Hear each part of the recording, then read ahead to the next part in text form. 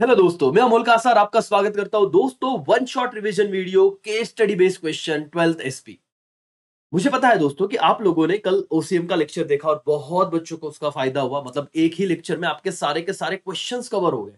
क्या बात है सर। और उसी में से पेपर में आने वाला है, ये तो डंके के चोट पे सही है ना। तो मतलब इसमें तो कोई गलत बात है ही नहीं, कोई मिलावट वाली बात नहीं सर। 100% जितने भी हम पेपर देख रहे हैं उसका एक एनालिसिस यही निकल के आ रहा है कि केस स्टडी बेस में कंसेप्ट वो टेक्स्ट बुक के नीचे वाले ही पूछ रहे हैं।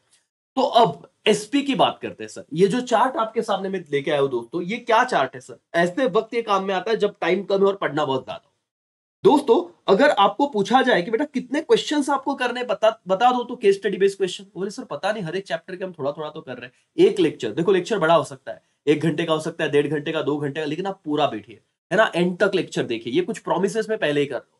दूसरी बात, अगर आपको लेक्चर और इफेक्टिव बनाना है सर, तो आप अपने एसपी का text book, government text book, कोई नोट्स की बात नहीं कर रहा हूं, गवर्नमेंट टेक्स्ट बुक लेके बैठिए। जो जो चैप्टर में करा रहा हूं वहां पे आइए। आपके पास सिर्फ वहां पे क्वेश्चन होगा, मैं यहाँ पे आंसर डिस्कस करूंगा, वो लिख लीजिए पेंसिल से, है ना। तो आपका कंसंट्रेशन भी बढ़ जाएगा और चीजें ध्यान में भी रहेगी करके। तो बिना समय गवाए दोस्तों, हम लोग शुरू करेंगे लेक्चर। उससे पहले अगर आप चैनल पर नए हो तो जरूर सब्सक्राइब करना, ये हमारे लिए रिवॉर्ड रहेगा। आप लाइक जरूर करना, क्योंकि हजारों में व्यूज आ रहे हैं। आपके एक लाइक से जो आपके मतलब ये वीडियो जिन बच्चों तक पहुंचने में पहुंच सकता है ना। सो ये इतना आप आपकी तरफ से करो, बाकी मैं तो आपको पढ़वा रहा हूँ सर। देखो, 1.5 से 2 घंटा, क्योंकि हमें कितने क्वेश्चन कवर करने हैं सर। टेक्स्ट बुक के नीचे दोस्तों case study based total 32 question है, और इन्हीं में से कोई 3 क्वेश्चन आएंगे, ये तो फिक्स है सर। अब हम रिवर्स में जाएंगे, मतलब सर स्टॉक एक्सचेंज से हम लोग शुरू करेंगे, जिस चैप्टर में सिर्फ 2 केस स्टडी बेस्ड क्वेश्चन है। उसके बाद हम फाइनेंशियल मार्केट के करेंगे। उसके बाद हम डिविडेंड एंड इंटरेस्ट के कम से कम 6 केस स्टडी है सर। देखो यहाँ पे बहुत ज्यादा केस स्टडी बेस्ड क्वेश्चन है, ठीक है। फिर उसके बाद डिपॉजिटरी सिस्टम, जिसमें 5 केस स्टडी बेस्ड क्वेश्चन है, और देख सकते हो लेटर के चैप्टर में से तो कोई सवाल है ही नहीं। तो ये बहुत सिंपल सा एनालिसिस है। उसके बाद पहले 5 चैप्टर में से भी करेंगे, तो एंड तक देखना, रिवर्स से गाड़ी शुरू करेंगे। और हम लोग आज के इस पर्टिकुलर लेक्चर में सब कुछ खत्म कर देंगे। क्या आप लोग रेडी हो? यस और नो? यस सर करके चलो। बिना समय गवाए आ जाते हैं हमारे पढ़ाई करने पे। लेकिन आपको इसका स्क्रीनशॉट खींचना है तो आ जाओ, चलो निकाल लो। ओके डन दोस्तों, आई होप आपने स्क्रीनशॉट ले लिया होगा। चलो आते हैं मेन स्क्रीन पे। अब दोस्तों, आप लोगों को केस स्टडी बेस्ड क्वेश्चन, जैसे मैंने कहा था, पहले हम चैप्टर नंबर 10 का केस स्टडी कर लेंगे। और उसमें हमने देखे कि 2 ही केस स्टडी बेस्ड क्वेश्चन है, सॉरी 12 का स्टॉक एक्सचेंज। सब बताता हूँ आपको। देखिए चलो, आ जाइए, पूरा लेक्चर देखिएगा दोस्तों, आपका सब चीज यहाँ पे कवर हो जाएगी। स्टॉक एक्सचेंज, ठीक है। पहला केस स्टडी बेस्ड क्वेश्चन हम पढ़ना शुरू करें। सबका ध्यान यहाँ पे होना चाहिए, फुल कंसंट्रेशन, एक ही वीडियो में सब चीजें खत्म सर। ध्यान दीजिए sir. Mister Y is a practicing company secretary. दोस्तों, मिस्टर वाई एक सीएस है, ठीक है, ऑफरिंग एडवाइजरी सर्विस। वो एडवाइजरी सर्विस ऑफर करते हैं कंपनीज को। ध्यान से समझिए, एक सीएस है जो कंपनी को एडवाइजरी, गाइडेंस देने का काम करते हैं सर। कंपनीज हो, इंस्टीट्यूशन हो, etcetera, on the corporate law including companies act. ठीक है भाई, कोई बड़ी बात नहीं, सारी चीजों कंपनीज एक्ट पे भी वो गाइडेंस करते हैं कि क्या चीजें होनी चाहिए, क्या नहीं होना चाहिए, वगैरह वगैरह वगैरह। He has received few queries. उन्हें कुछ क्वेश्चंस आते हैं उनके क्लाइंट की तरफ से। Please assist mister Y in answering them. अब इतनी सारी चीजें, मैं क्यों ये सारी चीज पढ़ रहा हूं सर, क्योंकि बहुत बच्चे पढ़ते ही नहीं, सीधा क्वेश्चन पे आते। तो मेरा काम है आपको समझाना। समझा केस क्या था? एक बंदा सीए से, वो सारे लॉ से रिलेटेड गाइडेंस करता है। क्लाइंट है, वो आया कुछ क्वेरीज लेके। क्या क्वेरी थी? क्वेरी नंबर 1, 1 मार्क्स का, आपको सीधा सीधा सर आंसर देने के बाद 1 मार्क्स मिलेगा। देखो पहला क्वेरी, डीबीआई बैंक, ठीक है, उनके क्लाइंट है। DBI bank want to offer DP service. DP समझते हैं दोस्तों, डिपॉजिटरी पार्टिसिपेंट, जैसे कि जीरोदा है ना, अपस्टॉक है, वैसे। तो उनको डिपॉजिटरी सर्विस देना था। Whom should they approach for registration as a DP. तो सवाल ये पूछा गया सीएस से कि बताइए हम किसके पास जाएंगे। क्वेश्चन समझा गया? डीबीआई बैंक को एज अ डीपी काम करना है, डिपॉजिटरी पार्टिसिपेंट, और उन्होंने पूछा सीएस से कि सर हम कहां पे जाए। हुम should they approach for registration. एकदम सिंपल, इसका आंसर है सेबी। सेबी का फुल फॉर्म लिखना, लेकिन securities and exchange board of India. Fully मतलब कैसे लिखोगे सर? 1 मार्क्स अगर पूरा लाना है तो, for registering as a depository participant DB, DBI bank has to approach security and exchange board of India, that is what मालिक, सेबी। बस खत्म हो गया। बस एक बार पढ़ के तो देखो आप। रिवर्स में इसलिए चालू कर रहा हूं मैं, 12, 11, 10, क्योंकि चैप्टर बच्चे पहुंचते नहीं। तो यहां से शुरू करोगे तो दिक्कत नहीं। याद रहेगा किसके पास जाना पड़ेगा दोस्तों? सेबी के पास। यस, पूरा मोटिवेशन रहेगा दोस्तों, कोई भी यहाँ पे डिमोटिवेट नहीं होना चाहिए सर। पूरा ध्यान यहाँ पे रखो, एक लेक्चर में सब कुछ खत्म हो जाना चाहिए। दूसरा सवाल पूछा जा रहा है सर, दूसरे क्लाइंट द्वारा। क्लाइंट का नाम है केएम फाइनेंस, ठीक है। KM financial want to offer debenture trustee service. क्या देना है उन्हें दोस्तों? डिबेंचर ट्रस्टी सर्विस, ठीक है। Where should they apply for getting register? देखो सवाल वही है कि उन्होंने कहां पे अप्लाई करना चाहिए। जवाब सेम है सर। देखिए, Kem financial should apply to SEBI for getting registration. Full form आप लिखते रहना, securities exchange board of India. Sir पढ़ के जाते तो एक मार्क्स इसका, एक मार्क्स इसका बन जाता। बिना पढ़े जाओगे तो समझ में ही नहीं आएगा सर क्या करना है। आई होप मैं क्लियर हूं, समझ में आ रहा है दोस्तों। आंसर सिंपल है, मार्क्स आपके जेब में है, एसपी बिल्कुल डिफिकल्ट नहीं है। हम लोग अपने स्टूडेंट ने दोस्तों लास्ट बैच में आपको पता होगा कि सर 99 मार्क्स एसपी का टॉपर है, और उन्होंने वो जो क्रैश बैच अभी आपको 499 में मिल रहा है वही लिए थे सर, जिन बच्चों ने ऑलरेडी पहले लिया हुआ है। तो बिल्कुल भरोसा रखिए, अब तो मैं दे रहा हूं आपको, सारे लेक्चर अच्छे से देखिए सर, जितनी बार हो सके उतनी बार देखिए, आपको फायदा होगा। Last question sir, TT limited, तीसरा क्लाइंट आ गया sir. TT limited company want to issue IPO. IPO मतलब क्या बोलो तो everyone? Initial public offer. Everybody बोलो क्या? Initial public offer. TT limited को इनिशियल पब्लिक ऑफर इशू करना है। Should it get itself registered with SEBI? तो उन्होंने खुद ही पूछा है, क्या उन्होंने सेबी के पास रजिस्ट्रेशन करना चाहिए क्या? किस चीज के लिए? आईपीओ इशू करने के लिए। देखो answer, SEBI issue rules and regulation to be followed by issuer security. जो व्यक्ति मार्केट में सिक्योरिटी इश्यू करता है, सेबी उनके लिए कुछ रूल्स एंड रेगुलेशन देता है, और उन्होंने उस कंपनी ने उसे फॉलो करना चाहिए। Thus, TT Limited has to get itself registered with SEBI as it want to issue IPO। क्योंकि आईपीओ मतलब इनिशियल पब्लिक ऑफर, मतलब सिक्योरिटीज इशू करना है, और सेबी द्वारा दिए गए सारी चीजें फॉलो करना पड़ता है। तो यस, इसका आंसर था क्या उन्होंने should it get registered himself with क्या सेबी? Answer is yes. 3 में से 3 मार्क्स मिल गए। क्या चैप्टर नंबर 12 स्टॉक एक्सचेंज के 2 सवाल थे case study based text book के, एक का जवाब आपको मिल गया दोस्तों? यस और नो? Yes sir. स्पीड बढ़ाएंगे, पहले मोमेंटम आने दो सर, एक बार कंसंट्रेशन बढ़ गया आगे फटाफट जाएंगे और फिर खत्म हो जाएगी अपनी journey. Okay sir, question number 2 की तरफ हम आएंगे, लेकिन उससे पहले मैं चाहूंगा क्वेश्चन नंबर 1 का आप स्क्रीनशॉट ले लो फटाफट से। चलो दोस्तों, ले लिया स्क्रीनशॉट? ओके, चलो यहाँ पे आइए दोस्तों, अब हम लोग शुरू करेंगे क्वेश्चन नंबर 2 जो टेक्स्ट बुक का ही है, और इसी के साथ चैप्टर नंबर 12 हमारा डन हो जाएगा। सवाल पढ़िएगा दोस्तों। Mister P has recently got his BSc degree, bachelor of science, right? Okay, he has enrolled for course in security market. उन्होंने बोला कि स्टॉक मार्केट में बहुत पैसा मिलता है सर, हर्षद मेहता का वेब सीरीज देखा तो बोले अभी हमको इनरोल करना है वहां पे। As the new student of this subject he has few queries. अरे इससे क्वेरी है, और आप लोग कॉमर्स के स्टूडेंट हो इस वाले, तो सॉल्व करो भाई। पहला क्वेरी क्या है देखिए, पहला क्वेरी है, does company need to be listed on stock exchange to sell security through the stock exchange? उन्होंने कहा भाई साहब, किसी कंपनी को अगर शेयर बेचने हैं स्टॉक एक्सचेंज में तो क्या उन्हें लिस्टेड होना पड़ता है क्या? आंसर सुनिए, आंसर बट ऑब्वियस है yes, company need to be listed on stock exchange to sell इस security through the stock exchange. Sir वही से तो उठाना था, एक बार पढ़ो, 1 मार्क्स सर फुकट का है। केस स्टडी बेस्ड क्वेश्चन में सबको 6 में से 6 मार्क्स मिलना चाहिए। बोलिए यस और no. Does company need to be listed in stock exchange? Yes, company need to be listed in stock exchange to sell its security through stock exchange। वही line उठाओ के लिख दो। दूसरा सवाल दोस्तों, भाई और बहनों, what is the term used for referring stock exchange ability to reflect in economic condition of country? ये बहुत अच्छा क्वेश्चन है बेटा, आईएमपी क्वेश्चन कर लो। मतलब ये केस स्टडी आएगा तो बहुत बच्चे बिना पढ़े जाएंगे, उनको लिखते नहीं आएगा। उन्होंने क्या कहा है, कौन से टर्म को यूज किया जाता है, किस चीज के लिए? रेफरिंग स्टॉक एक्सचेंज का ability to reflect economic condition, उस कंट्री का इकोनॉमिक कंडीशन कैसा है यह बताने के लिए स्टॉक एक्सचेंज में कौन से टर्म को बताया जाता है? तो दोस्तों यहां पे उसका नाम है इकोनॉमिक मिरर। बोलो क्या नाम है, अंडरलाइन कीजिएगा, इकोनॉमिक मिरर लिख लो अपने टेक्स्ट बुक में। Economic mirror is the term used for referring stock exchange ability to reflect the economic condition of country। क्या दोस्तों, इस वर्ड को याद रखना, economic condition of the country. कौन से इंडिकेटर को, कौन से टर्म को बोला जाता है? बोलो इकोनॉमिक मिरर, इस टर्म को यूज किया जाता है रेफरिंग स्टॉक एक्सचेंज का एबिलिटी टू रिफ्लेक्ट इकोनॉमिक क्या कंडीशन ऑफ कंट्री में। यही पे 3-4 बार बोलता हूं ताकि ना आपको ये एक लेक्चर में सब कुछ दिमाग में आ जाएगा, है ना? चलो नेक्स्ट क्वेश्चन पे जाते हैं। तीसरा सवाल ये है sir, what is the term use which refers to function of stock exchange? Underline करना, function of stock exchange as a provider of readymade market for sale and purchase of security. कौन सा मार्केट बेटा? Readymade market for sale and purchase of security. क्या होगा बोलो तो? Answer is liquidity. Liquidity is the term which is referred to function of stock exchange as provide of ready-made market for sale and purchase of security। Done sir। Main keyword को याद रखना है, same question आएगा sir, readymade market, sale and purchase of security, क्या कहेंगे? Liquidity. बोलो one second, क्या कहेंगे? लिक्विडिटी। सर बताइए, reflect the economic condition of country, कौन सा टर्म है? Economic mirror. मिरर आईने में रिफ्लेक्ट होता है सर, मिरर याद रखो, इकोनॉमिक मिरर। ये कंडीशन क्या चल रहा है कंट्री का। डन हो गया सर, 2 सवाल हो गए, 10 मिनट, डन। चैप्टर नंबर 12 खत्म। दोस्तों इसका स्क्रीनशॉट ले लिया जाए फटाफट से ताकि आपको दिक्कत ना रहे करके। चलो ले लिया दोस्तों स्क्रीनशॉट। यस और नो, यस सर करके। आइए अब हम जाते हैं, देखते हैं सर हमारे चार्ट पे, बहुत जरूरी है वो देखना, क्या हम लोगों ने एक चैप्टर डन कर दिया क्या? यस और नो, खुशी मनाइए दोस्तों। स्टॉक एक्सचेंज के 2 सवाल डन हो गए। अब हमारे फाइनेंशियल मार्केट के 2 क्वेश्चन पे, और जैसे ही हो जाएगा वेट करना। ये जो से 6 क्वेश्चन दिख रहे हैं लेकिन बहुत ज्यादा इजी है, 1 सेंटेंस में मतलब एक वर्ड में इसका आंसर है करके।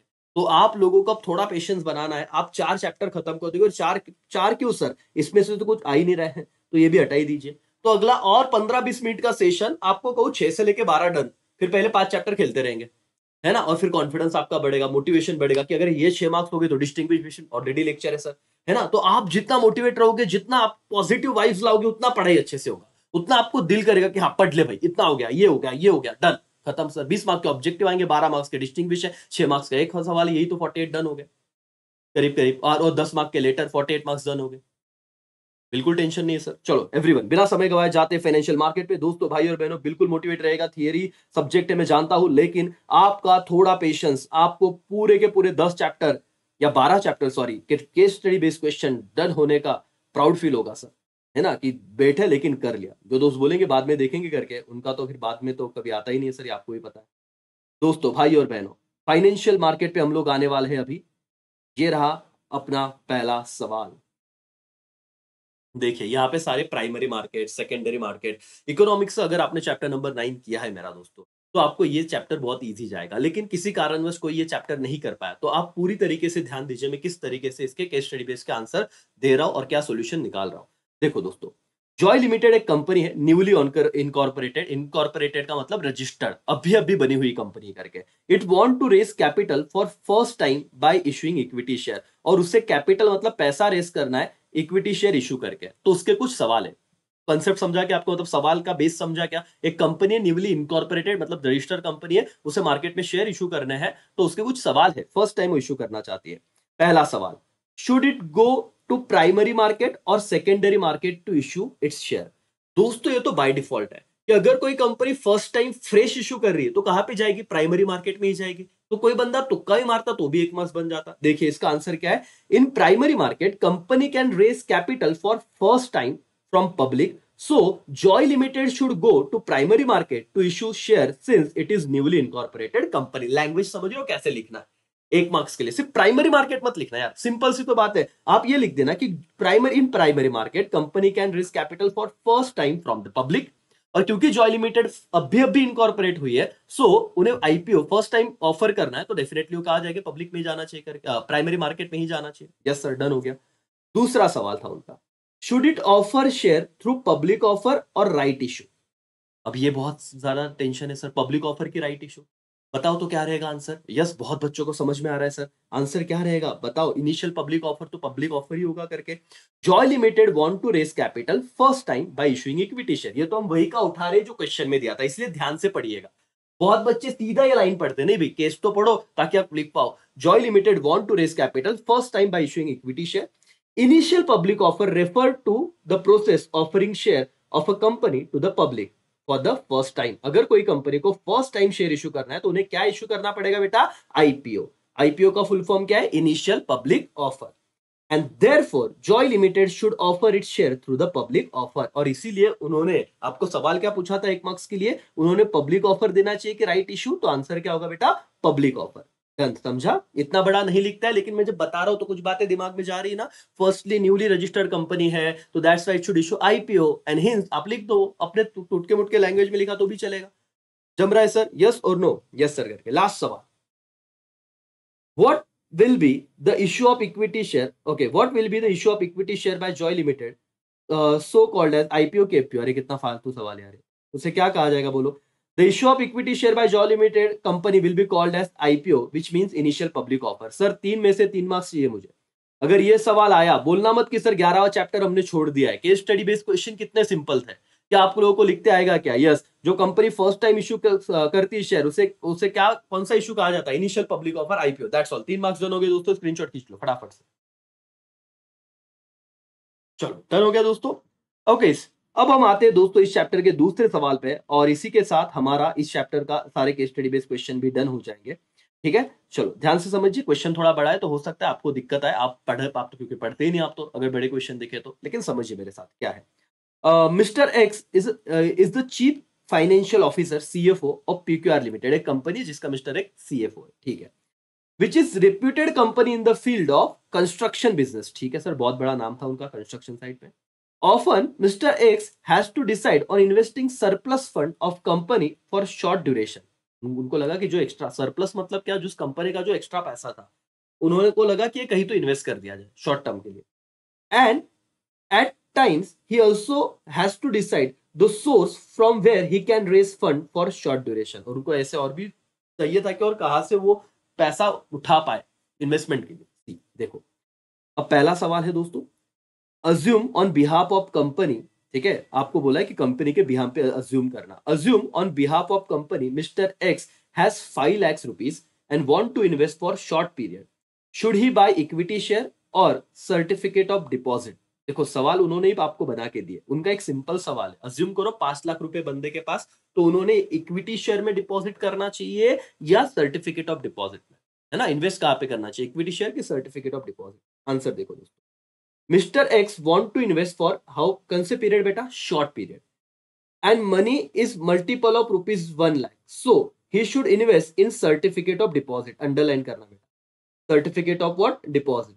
दिस इज बिकॉज सीडी का फुल फॉर्म क्या है भैया, certificate of deposit issue for a minimum value 1 lakh और multiple of rupees 1 lakh in provided का बेटा maturity in minimum 7 days to maximum 1 year। तो शॉर्ट पीरियड बोला था ना, अब ये तुम अगर पढ़ के ही नहीं जाओगे तो क्या पता चलेगा, क्या समझे मेरे लेक्चर से। अगर ये सेम क्वेश्चन आता है बेटा, आपको दो, उन्होंने पूछा इतना ही रहेगा कि बताओ इक्विटी की सर्टिफिकेट ऑफ डिपॉजिट, उसको सीडी कहते हैं, तो और अमाउंट कितना है 5 लाख, तो आपने बोलना है अमाउंट किसके मल्टीपल में है, 1 लाख के मल्टीपल में अमाउंट है, किसके मल्टीपल में बेटा, 1 लाख के मल्टीपल में, इसीलिए उन्होंने ये सर्टिफिकेट ऑफ डिपॉजिट में डालना चाहिए, पहला रीजन हमारा।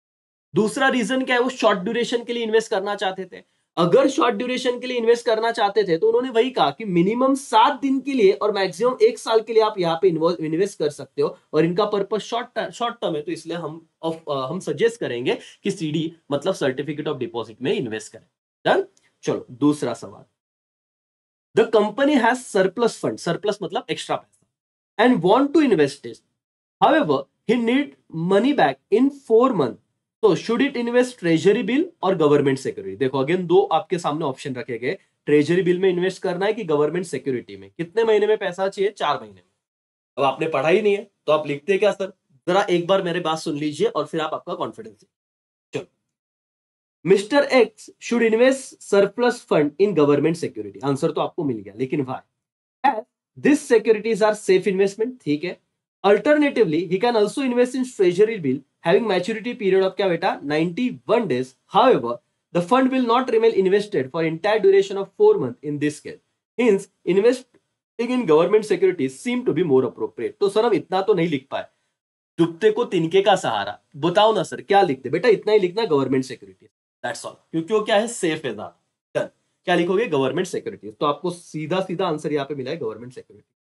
तीसरा सवाल और लास्ट दोस्तों, can company issue certificate of deposit, क्या company certificate of deposit answer issue कर सकते हैं क्या, देखो दोस्तों answer is no, PQR limited can not issue certificate of deposit CD are unsecured negotiable promissory note usually issued by commercial bank, CD कौन issue करता है बेटा, commercial bank and financial institution, but this company is construction company. बस यहाँ पे आपका answer था जो 1 मार्क्स आपका बना, ये बहुत डिफिकल्ट क्वेश्चन होगा अगर आया तो, इसे आपको समझने में भी लग रहा है, लेकिन इसका रिवीजन में तुरंत करा के दूंगा, सिर्फ पेशेंस बनाए रखिए सर, 11 और 12वां चैप्टर डन हो जाएगा, 9वें के 5 से 6 सवाल है लेकिन बहुत ईजी है, बस इधर पेशेंस रखो तो बात खत्म सर। देखिए क्या कहा उन्होंने, क्या company certificate of deposit issue कर सकती है क्या, मॉरल ऑफ द स्टोरी यही बोलने का, कमर्शियल बैंक और financial institution certificate deposit issue कर सकते हैं क्या बेटा, सर्टिफिकेट ऑफ डिपॉजिट इशू कर सकते हैं क्या कमर्शियल बैंक और फाइनेंशियल इंस्टीट्यूशन, लेकिन हमारी जो कंपनी है वो कौन सी कंपनी है, कंस्ट्रक्शन कंपनी, और जबकि वो कंस्ट्रक्शन कंपनी है इसीलिए वो क्या नहीं इशू कर सकती, सर्टिफिकेट ऑफ डिपॉजिट इशू नहीं कर सकती। इसको आईएमपी क्वेश्चन मार्क कर लीजिए, क्योंकि अगर पेपर डिफिकल्ट बनाने का सोचा और उनको लगा कि ये वाले ऐसे क्वेश्चन डाल देने भाई, तो ये वो सवाल आ सकता है, इसको आईएमपी मार्क कीजिए, इजी है कोई दिक्कत नहीं। पहला बताइए क्या बताया उन्होंने, इक्विटी शेयर की certificate of deposit, everybody answer आपका क्या था, सर्टिफिकेट ऑफ डिपॉजिट, और इसी से आपको लास्ट पॉइंट भी बताओ, can company issue certificate of deposit? Answer is no. कौन सी कंपनी इशू करती है? बैंकिंग और फाइनेंशियल इंस्टीट्यूशन। ये क्यों नहीं कर सकती? बिकॉज है कंस्ट्रक्शन कंपनी है। गवर्नमेंट सिक्योरिटीज की, और दूसरा treasury bill. Answer is government security. Done, इतना भी याद रहा तो भी चलेगा। एक बार डन कर दिया दोस्तों, यस और नो? चलो स्क्रीनशॉट ले लो फटाफट। ओके, डन बेटा। चलो आइए अब यहाँ पे दोस्तों जरा हम हमारे चार्ट पे आ जाते हैं करके। तो अब हमने 2 चैप्टर डन कर लिए हैं। सर कॉन्फिडेंस बढ़ाइए, आप लोगों ने बहुत बड़ा अचीवमेंट कर लिया है। अब हम आ रहे हैं chapter number 10। 6 case study based question है, लेकिन बहुत जल्द हो जाएगा क्योंकि बहुत इजी इजी क्वेश्चन है बेटा। Dividend and interest. चलो, डिविडेंड और इंटरेस्ट पे आने तक मैं आपको एक बात बताऊंगा जो बेसिक चीजें आपको पता होनी चाहिए। बताओ डिविडेंड क्या है? सर, जब कोई भी व्यक्ति शेयर में इन्वेस्ट करता है, कहां पे? शेयर में। तो शेयर में इन्वेस्ट करने के बाद जो उसे रिटर्न मिलता है, उस रिटर्न को क्या कहा जाता है? डिविडेंड। ओके। लेकिन दोस्तों अगर किसी व्यक्ति ने कहां पे इन्वेस्ट किया है? डिबेंचर हो गए, डिपॉजिट्स हो गए, इसमें अगर इन्वेस्ट किया तो उस पे जो रिटर्न मिलता है उसे क्या कहते हैं? इंटरेस्ट। तो डिविडेंड किस पे मिलता है दोस्तों? शेयर पे मिलने वाले रिटर्न को क्या कहा जाता है? शेयर पे मिलने वाले रिटर्न को डिविडेंड कहा जाता है। वैसे ही भाई और बहनों, इंटरेस्ट किस पे मिलता है? जो भी बोरोड कैपिटल है, डिबेंचर, डिपॉजिट्स, राइट, लोन, इस पे जो दे मिलता है, मतलब कंपनी को देना पड़ता है। कंपनी को जो बोरोड कैपिटल पे देना पड़ता है उसे इंटरेस्ट कहते हैं, और शेयर्स पे जो देना पड़ता है रिटर्न, उसे डिविडेंड कहते हैं। डन? Yes sir. बहुत ही सिंपल सा सवाल दोस्तों, लेकिन कंसेप्ट आपका स्ट्रांग होना बहुत जरूरी है। इसमें आ रहा है आपके सामने, तो बिल्कुल ध्यान दीजिए। यहाँ पे लगता है तो एक छोटा सा ब्रेक ले लीजिए आप पानी पीने का, लेक्चर को यहाँ पे पॉज कीजिए, लेकिन पूरा लेक्चर देखना है और आज के बाद ये सारी चीज कंप्लीट करनी है और आपको याद भी रहेगा, ट्रस्ट में। चलो आते हैं आगे। LMN company limited decide to declare dividend for the financial year 18-19, ठीक है, in which he has earn profit less than their expectation. चलो ये कहानी समझिए कि एक कंपनी है जिनको डिक्लेयर डिविडेंड करना है, डिविडेंड को डिक्लेयर करना है फॉर फाइनेंशियल ईयर 18-19 के लिए, लेकिन उनका प्रॉफिट जो है उनके अपेक्षा से कम हुआ है, एक्सपेक्टेशन से कम हुआ है, ठीक है। पहला सवाल, is the board right in recommendation of dividend ₹5 per share out of free reserve? यहां पे मेन क्रक्स ये था, क्या फ्री रिजर्व में से ₹5 का डिविडेंड दे सकते हैं? अब जिन्होंने चैप्टर पढ़ा ही नहीं रहेगा उनको कंसेप्चुअली बहुत बड़ा प्रॉब्लम है। तो चलो देखते हैं आंसर क्या है। यस, क्या बोल रहे हैं sir? The board can recommend dividend of ₹5 per share out of free reserve. This is because why company are allowed to pay final dividend out of their free reserve. But ये concept था बेटा कि company क्या उसका final dividend free reserve में से दे सकता है क्या? Answer is yes. सर, जब कंपनी को एक्स्ट्रा प्रॉफिट हुआ रहेगा इससे पहले, वो कंपनी ने क्या किया रहेगा? कुछ प्रॉफिट साइड में निकाला होगा, रिटेन अर्निंग जैसा। तो ये फ्री रिजर्व फाइनल डिविडेंड, देखो 2 प्रकार के डिविडेंड होते हैं, एक होता है इंटरिम और एक क्या होता है बेटा? फाइनल। बोलो मेरे साथ क्या? एक होता है इंटरिम, एक होता है फाइनल। इस चैप्टर में बहुत इंपॉर्टेंट चीज है वो, ठीक है सर। आगे के आएंगे केस स्टडी बेस, आपको समझेगा मुद्दा क्या। इनको कौन सा डिविडेंड देना था? Final dividend. तो क्या फ्री रिजर्व से दे सकते हैं? Answer is yes. रीजन में लिखना, क्योंकि उनको फाइनल डिविडेंड देना था और फाइनल डिविडेंड फ्री रिजर्व में से दे सकते हैं करके। डन, ठीक है। दूसरा सवाल उसी से related, can board declare the dividend though it is not approved by AGM? AGM का मतलब क्या पता है ना दोस्तों? आ जाओ चैप्टर नंबर ये अपने 9 पे, और आप टेक्स्ट बुक पे आइए तो आप वहां पे लिख लेना एनुअल जनरल मीटिंग। क्या बेटा? Annual general meeting. सवाल यह है, क्या board of director dividend declare कर सकते हैं दो it is not approved by AGM? Annual general meeting ने उसे अप्रूव नहीं किया है, एजीएम में अप्रूव नहीं है, फिर भी वो डिक्लेयर कर सकता है क्या? तुक्का क्यों मारना है सर? मेरे साथ समझ लो। Answer is no. The board can not declare the dividend without share holder approval at AGM. Share holder के अप्रूवल के बिना उनको बुलाना पड़ता है एनुअल जनरल मीटिंग में, उनसे पूछना पड़ता है, उन्हें पूछे बिना, उनके अप्रूवल के बिना हम डिविडेंड डिक्लेयर नहीं कर सकते। Dividend as recommended by board of director is approved and declare by क्या? Resolution pass at the time of annual general meeting by share holder. तो फाइनल डिविडेंड को रिकमेंड कौन करता है? मैंने सिखाया था, रिवीजन लेक्चर देख सकते हो आप इस चैप्टर का मेरा। फाइनल डिविडेंड को रिकमेंड कौन करता है? Board of director. और अप्रूव एंड डिक्लेयर कौन करता है एनुअल जनरल मीटिंग में? Share holder. तो ये चीज याद रखना, रिकमेंडेशन बहुत जरूरी है और एनुअल जनरल मीटिंग में शेयर होल्डर का अप्रूवल भी बहुत जरूरी है, ठीक है। तो आंसर इज नो। तीसरा सवाल, can board give dividend in form of gift? क्या गिफ्ट के फॉर्म में डिविडेंड दिया जा सकता है क्या? Again answer is no. Board can not give dividend in the form of gift. Why sir? Because dividend must be paid in cash and not kind. या IMP कर लो, डिविडेंड हम कैश में ही दे सकते हैं, काइंड में दे नहीं सकते, मतलब किसी अदर देन कैश फॉर्म नहीं दे सकते, तो गिफ्ट की तरह कभी भी दिया जाएगा नहीं। क्या डन है क्या दोस्तों? यस और नो? तीनों सवाल समझे? चलो रैपिड रिवीजन करा दो एक बार इसकी। यस सर, बताओ। एक बंदा है, एक कंपनी है LMN कंपनी करके, उनको रिजर्व देना है, सॉरी डिविडेंड डिक्लेयर करना है। तो पहला सवाल पूछा, बोर्ड ऑफ डायरेक्टर को 5 रुपए का डिविडेंड देना है फ्री रिजर्व में से, दे सकते हैं? Answer is yes. Board of director ने अप्रूवल नहीं दिया एजीएम में, क्या डिविडेंड डिक्लेयर कर सकते हैं? Answer is no. लेना बहुत जरूरी है sir, recommended by board of director, declare by share holder. ठीक है। Can board of director give dividend from as a form of gift? Answer is no, वो गिफ्ट के फॉर्म में नहीं दे सकते, other than cash is allowed नहीं है करके। डन। दोस्तों दूसरा सवाल आपके सामने आ रहा है इस चैप्टर का, टोटल 6 सवाल है लेकिन बहुत ही अच्छे अच्छे हैं। आप चाहो तो थोड़ा 2 मिनट के लिए ब्रेक ले सकते हो, पानी वानी पी लो दोस्तों, है ना, क्योंकि सर कंटिन्यूस में बोल रहा हूं। और एक दिन में सर आप लोग महीने भर से कर रहे हो, नहीं होगा, लेकिन 1-1.5-2 घंटा अगर बैठ लिया तो केस स्टडी बेस्ड क्वेश्चन छोड़ दो, 6 मार्क्स डन। मैंने डिफरेंस का लेक्चर बनाया, वो देखो 12 मार्क्स डन, 18 यहीं पे डन। ऑब्जेक्टिव अपने टेलीग्राम चैनल पर रेगुलर प्रैक्टिस चल रहा है, यूट्यूब कम्युनिटी सेक्शन में रेगुलर जा रहा है। आपने सब्सक्राइब ही नहीं किया तो आपको नोटिफिकेशन क्या आएगा सर? तो कीजिए पहले वो काम, है ना। और सर अपना ही चैनल है, मैंने कहा ना, क्लासेस वासेस का ईगो बीच में ना आए, AKC आपका ही क्लास है, सब्सक्राइब कीजिए और आपको समझ में आ रहा होगा क्या सही है। चलो ध्यान दीजिए दोस्तों, दूसरा सवाल आपके पास। The board of director of star company limited which is listed as company, okay sorry, वापस एक बार पढ़ते हैं। The board of director of star company limited, जो लिस्टेड कंपनी है, कंपनी ने रिकमेंड किया डिविडेंड 15 रुपया per share to be paid in cash. ठीक है, हमको समझ गया, बोर्ड ऑफ डायरेक्टर है स्टार कंपनी, उन्होंने 15 रुपए का डिविडेंड रिकमेंड किया और कैश में देना। ठीक है, पहला सवाल, is it justified to pay dividend firstly to preference shareholder and then to equity shareholder? Sir कितना सिंपल सवाल है, अगर आपने कंसेप्ट पढ़ा हो तो। आपको सिर्फ इतना पूछा है कि बताओ, इन्होंने डिविडेंड तो डिक्लेयर किया 15 रुपया, लेकिन वो पहले किसे देना चाहते हैं? प्रेफरेंस वालों को, और बाद में किसा देने वाले? इक्विटी वालों के। क्या जस्टिफाइबल है? आंसर लिखना यस, चलेगा करके। Why sir? देखो, it is justifiable to pay preference shareholder first and then pay equity shareholder. Preference shareholder, why sir? Because preference shareholder are entitled to dividend before it is paid to equity shareholder as per the terms of issue of preference share.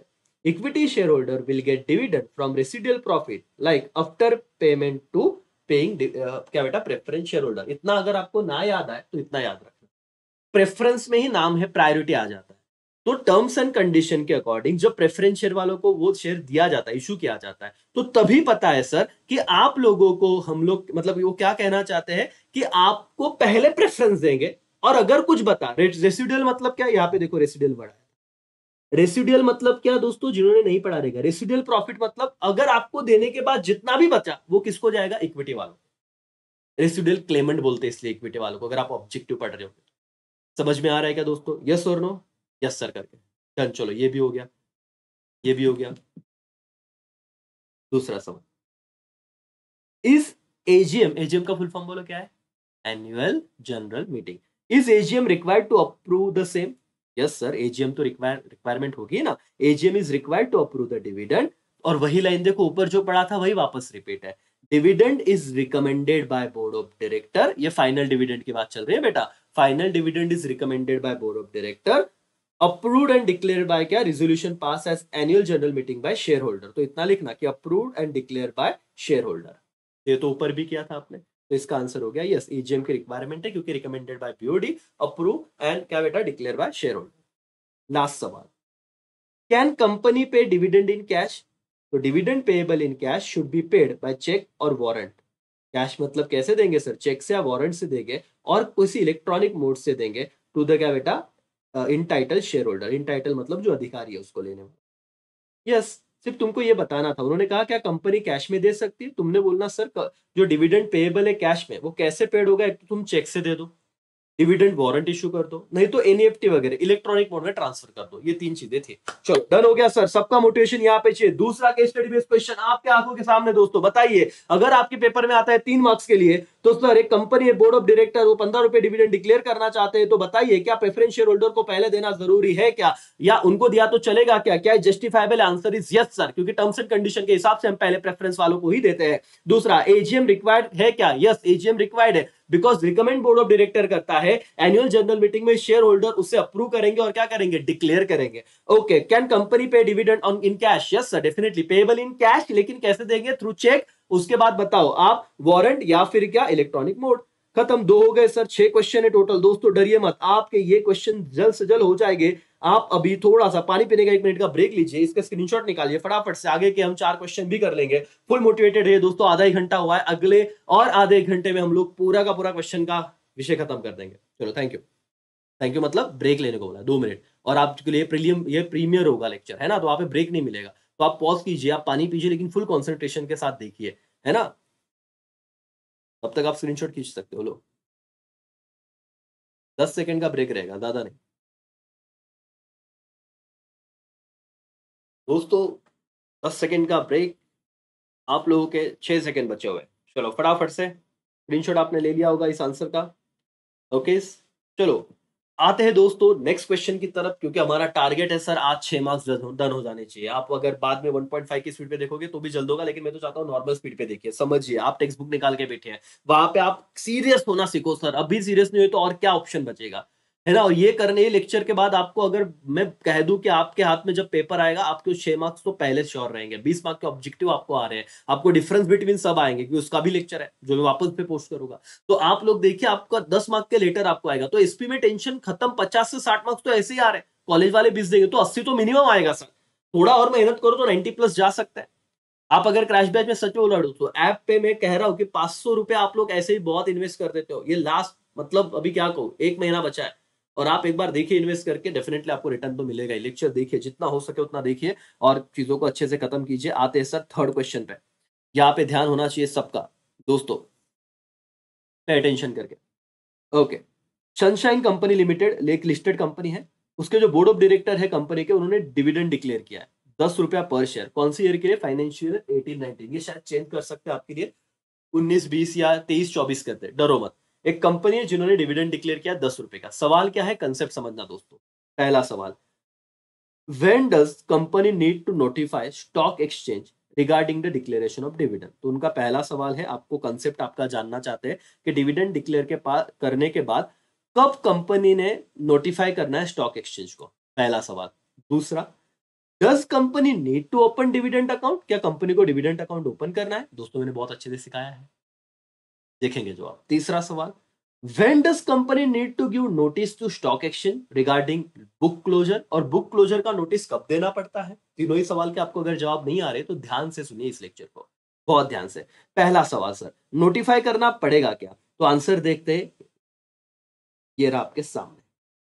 The company need to notify stock exchange at least 2 days in advance, underline कीजिए, 2 दिन पहले, at least 2 days in advance regarding the board meeting at which the recommendation of final dividend is to be considered. It need to intimate stock exchange immediately about declaration dividend after क्या बेटा, board meeting। जैसे ही board meeting हो जाए, ठीक है, यहां पे समझिए, वापस एकदम आराम से समझा रहा हूं सर, कोई घाई नहीं है, एकदम रिलैक्स मोड में। पहले क्वेश्चन समझो, क्योंकि क्वेश्चन जितना ध्यान में रखोगे ना, उतना तुमको ना चीजें एग्जाम में रिकॉल होगी। सवाल क्या था, डिविडेंड डिक्लेयर हो चुका है 10 रुपए का। अब जवाब, आपको पहला सवाल पूछा गया, when company need to notify stock exchange, stock exchange को कब नोटिफाई करना है? तो देखिए, इसका आंसर है कि company need to notify stock exchange at least 2 days in advance regarding the board meeting at which recommendation of final dividend to be considered। क्योंकि बोर्ड मीटिंग में क्या होता है, रिकमेंड किया जाता है, फाइनल डिविडेंड रिकमेंड किया जाता है। तो अप्रूव कहां पे होता है और डिक्लेयर कहां पे होता है, एनुअल जनरल मीटिंग में। तो इसीलिए उन्होंने कहा, क्या it is need to intimate stock exchange immediately about declaration of dividend after क्या, बोर्ड मीटिंग। बोर्ड मीटिंग के बाद तुरंत इंटीमेट कर दो करके। दूसरा सवाल क्या था दोस्तों, दूसरा सवाल ये था कि does company need to open dividend account? Answer is yes sir, definitely yes, company should open dividend account in schedule bank within 5 days of declaration. ये वाला आईएमपी क्वेश्चन भी दिया है मैंने, जब आपने थियरी पढ़ा रहेगा तो। कितने दिन के अंदर सर डिविडेंड अकाउंट ओपन करना है कंपनी को? क्योंकि डिविडेंड अकाउंट, लोगों को डिविडेंड दिया, जेब पे खुद के अकाउंट में नहीं रखेंगे, उसके लिए सेपरेट नया अकाउंट ओपन होगा। कहां पे, शेड्यूल बैंक में। तो सर शेड्यूल बैंक में अकाउंट ओपन होगा, और 5 दिन, डिक्लेरेशन के 5 दिन के अंदर वो सारा पैसा उस अकाउंट में जाएगा। ओके, अब देखते हैं लास्ट सवाल क्या है सर। लास्ट सवाल मैं रिवीजन भी करके दूंगा, होने का टेंशन मत लो। When does company need to give notice to stock exchange regarding book closure? Book closure का नोटिस कब देना है? The company need to give notice to stock exchange about book closure at least 7 working days before its closure. कितने दिन से पहले? 7 दिन पहले। याद रखना सर। तो यहाँ पे चलो लिख लेते हैं फटाफट से। आप टेक्स्ट बुक में आइए, टेक्स्ट बुक में आइए सर, ऐसे मत देखिए। बताओ, when does company need to notify the stock exchange regarding declaration of dividend? तो आफ्टर बोर्ड मीटिंग, ठीक है, 2 डेज इन एडवांस, जब से वो करना चाहते हैं तो दो, मतलब जब एजीएम होगा उससे पहले और आफ्टर बोर्ड मीटिंग के तुरंत बाद बता दीजिए। दूसरा, does company need to open dividend account? Yes, से बैंक में, शेड्यूल बैंक में वो डिविडेंड अकाउंट को ओपन करेंगे। कब से? 5 दिन from the date of declaration, within 5 days from the date of declaration. फिर When does company need to give notice to stock exchange regarding book closure? बोले 7 days। कितना लिमिट था बेटा? 7 days, 7 working days before the closure. ठीक है, 7 working day, closure होके 7 working day पहले notice देना। ठीक है, डन हो गया सर। दोस्तों स्क्रीनशॉट खींच लो इस सवाल का और टेक्स्ट बुक में लिख लेना करके फटाफट से।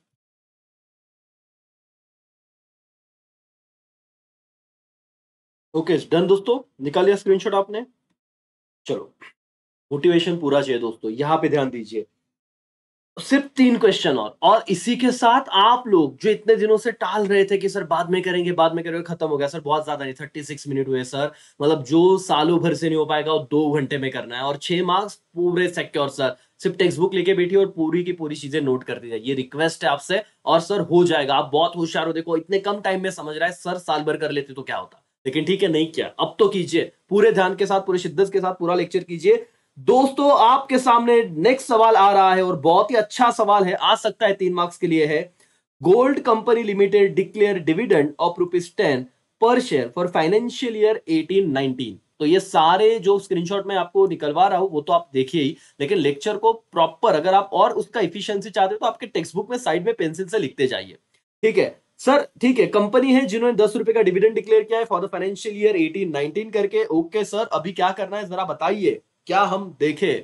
ओके, इस कंपनी अंडर, इस company under default if dividend was not paid within 30 days of declaration. बहुत ही सिंपल सवाल है दोस्तों, है ना? इस पे हमने थियरी क्वेश्चन किया भी है। 30 दिन के अंदर कंपनी ने डिविडेंड डिक्लेयर करने के बाद नहीं दिया, not paid within 30 days, लोगों को बोला आपको डिविडेंड है, लेकिन 30 दिन हुए पे ही नहीं किया, तो कंपनी को डिफॉल्टर माना जाएगा क्या? तो answer is yes, the company is in default if dividend is not paid within 30 days of its declaration. Simple सी बात है दोस्तों, 1 मार्क्स आपको मिल गया। क्या कंपनी ने डिविडेंड डिक्लेयर करने के बाद कितने दिनों के अंदर पेड करना चाहिए? इनडायरेक्टली ये भी याद रखिए, फिलिंग द ब्लैंक्स में आ सकता है। डिविडेंड डिक्लेयर होने के बाद 30 दिन के अंदर कंपनी ने पेड करना चाहिए। अगर नहीं किया तो क्या माना जाएगा? डिफॉल्ट माना जाएगा। 1 मार्क्स डन, 2 बार रिवाइज करा के दिया अभी के अभी। सर दूसरा सवाल, is company right in transferring unpaid dividend to debenture reserve account? Debenture reserve account, क्या डिबेंचर रिजर्व अकाउंट में ट्रांसफर करना है क्या दोस्तों? Answer is no, the company is not right in transferring unpaid dividend to इस debenture reserve account. It should be transfer to, कहां पे भेजना चाहिए सर? अंडरलाइन कीजिए, अनपेड डिविडेंड अकाउंट लिख लीजिए टेक्स्ट बुक में। कंपनी ने अगर, देखो ये क्या होता है सर, कंपनी ने डिविडेंड डिक्लेयर किया, पुराने जमाने की बात है सर, लोग कहां पे रह रहे, एड्रेस गलत है या कुछ, उनको डिक्लेयर दे कैसे पैसा? अगर नहीं दे पाई सर तो क्या करना है दोस्तों? कौन से अकाउंट में डालना है? Unpaid dividend account. इन्होंने क्या बोला? डिबेंचर, डिबेंचर रिजर्व अकाउंट, ये गलत है। Unpaid dividend account, it is separate bank account open in schedule bank within 5 days of its declaration. 5 दिन डिक्लेयर हो करके हो गए तो आप सेपरेट अकाउंट बनाओगे अनपेड डिविडेंड नाम का और वहां पे रख दोगे पैसा। समझा दोस्तों? 1 मार्क्स डन हो गया। यस, यहाँ पे मार्क्स जा सकता था, बच गया सर। डिबेंचर रिजर्व अकाउंट नहीं, अनपेड डिविडेंड अकाउंट करके। लास्ट सवाल, does company have to transfer the amount of unpaid dividend to IEPF after 30 days? No sir, वो आईईपीएफ में तो इन्वेस्टर एजुकेशन, इसका फुल फॉर्म लिख लो, investor education and protection fund. अब जिसने पढ़ा ही नहीं रहेगा चैप्टर, उनके लिए तो कितने बाउंसर जाते सर अगर ये नहीं आता तो, और इसलिए हो नहीं रहा था। अब देखिए क्या प्रोविजन है पता है दोस्तों, मतलब 7 साल बाद की बात है वो तो। देखो, no, company should not transfer it to IEPF, investor education and protection fund, any amount in the unpaid dividend account of company which remain unpaid or unclaimed for period of 7 years from the date of such a transfer should be transferred to investor education and protection fund। लेकिन कब? 7 साल बाद। इन्होंने क्या बोला दोस्तों? Question देखिए, उन्होंने बोला 30 दिन, क्या 30 दिन के अंदर भेज दे क्या? इसीलिए तुमने बोला नहीं, 30 दिन के अंदर नहीं, 7 साल तक अगर वो अनक्लेम है, अनपेड है, कहां पे डालने के बाद? अनपेड डिविडेंड अकाउंट में डालने के बाद, तो ही आप कहां पे ट्रांसफर करोगे? IEPF, investor education and protection fund. चलो सर रिवाइज कर लेते हैं मेरे दोस्तों। 6 क्वेश्चन होने के बाद अलग ही तुमको, मतलब आज के लेक्चर के बाद जो बंदा पूरा लेक्चर देख रहा है सुकून की नींद सोएगा। एक चीज तो कंप्लीट की सर, टाला तो नहीं, पूरा बैठा, पूरा लेक्चर किया। जितना सर मैं मेहनत कर रहा हूं उतना आप अगर कर लो, मैं आपको बोल रहा हूं सक्सेस बहुत नजदीक है आपके। चलो बताओ, कंपनी क्या डिफॉल्ट में रहेगी अगर 30 दिन के अंदर डिविडेंड नहीं दिया? तो आंसर रहेगा यस। अगर कंपनी ने पैसा नहीं दिया, अनपेड डिविडेंड का जो पैसा है वो कहां पे ट्रांसफर करना है? Debenture reserve account? क्या? नो सर, डिबेंचर रिजर्व नहीं, अनपेड डिविडेंड अकाउंट में ट्रांसफर करना है। ठीक है, क्या बताओ, जो अमाउंट 30 दिन के अंदर नहीं पेड किया तो आईईपीएफ में डालेंगे क्या सर? 30 दिन नहीं, 7 साल तक अगर अनपेड है तो आईईपीएफ में डालेंगे, बस इतना याद रखना, खत्म बात। चलो सर लास्ट सवाल, इसका स्क्रीनशॉट खींच लेना है, खींच लो। लास्ट सवाल सर, लास्ट मतलब और 2 सवाल है लेकिन छोटे छोटे सवाल। चलो देखिए, दर्द हो रहा है सर, इतना इतना पढ़ाई हमने कभी किया नहीं हो सर जिंदगी में।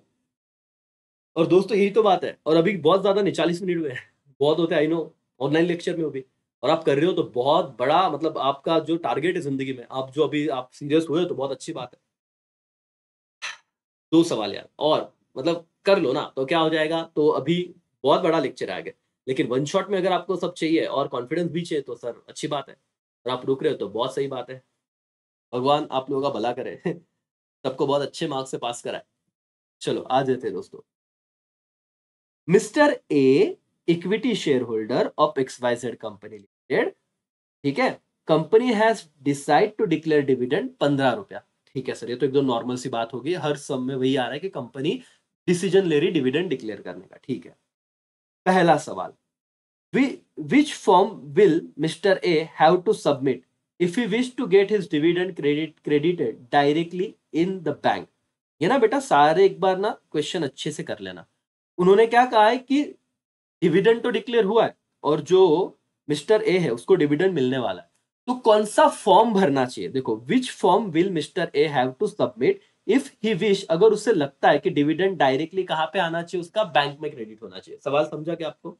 यस और नो? कंपनी ने डिविडेंड डिक्लेयर किया 15 रुपए का, ठीक है, लेकिन मिस्टर ए है जिसको लगता है कि डिविडेंड बैंक में आना चाहिए। सवाल को समझो, जवाब तो सर सवाल वैसे आएगा तो आप फटाफट दे ही दोगे, बच्चे सवाल ही नहीं समझते, सिर्फ जवाब पढ़ रहे हैं।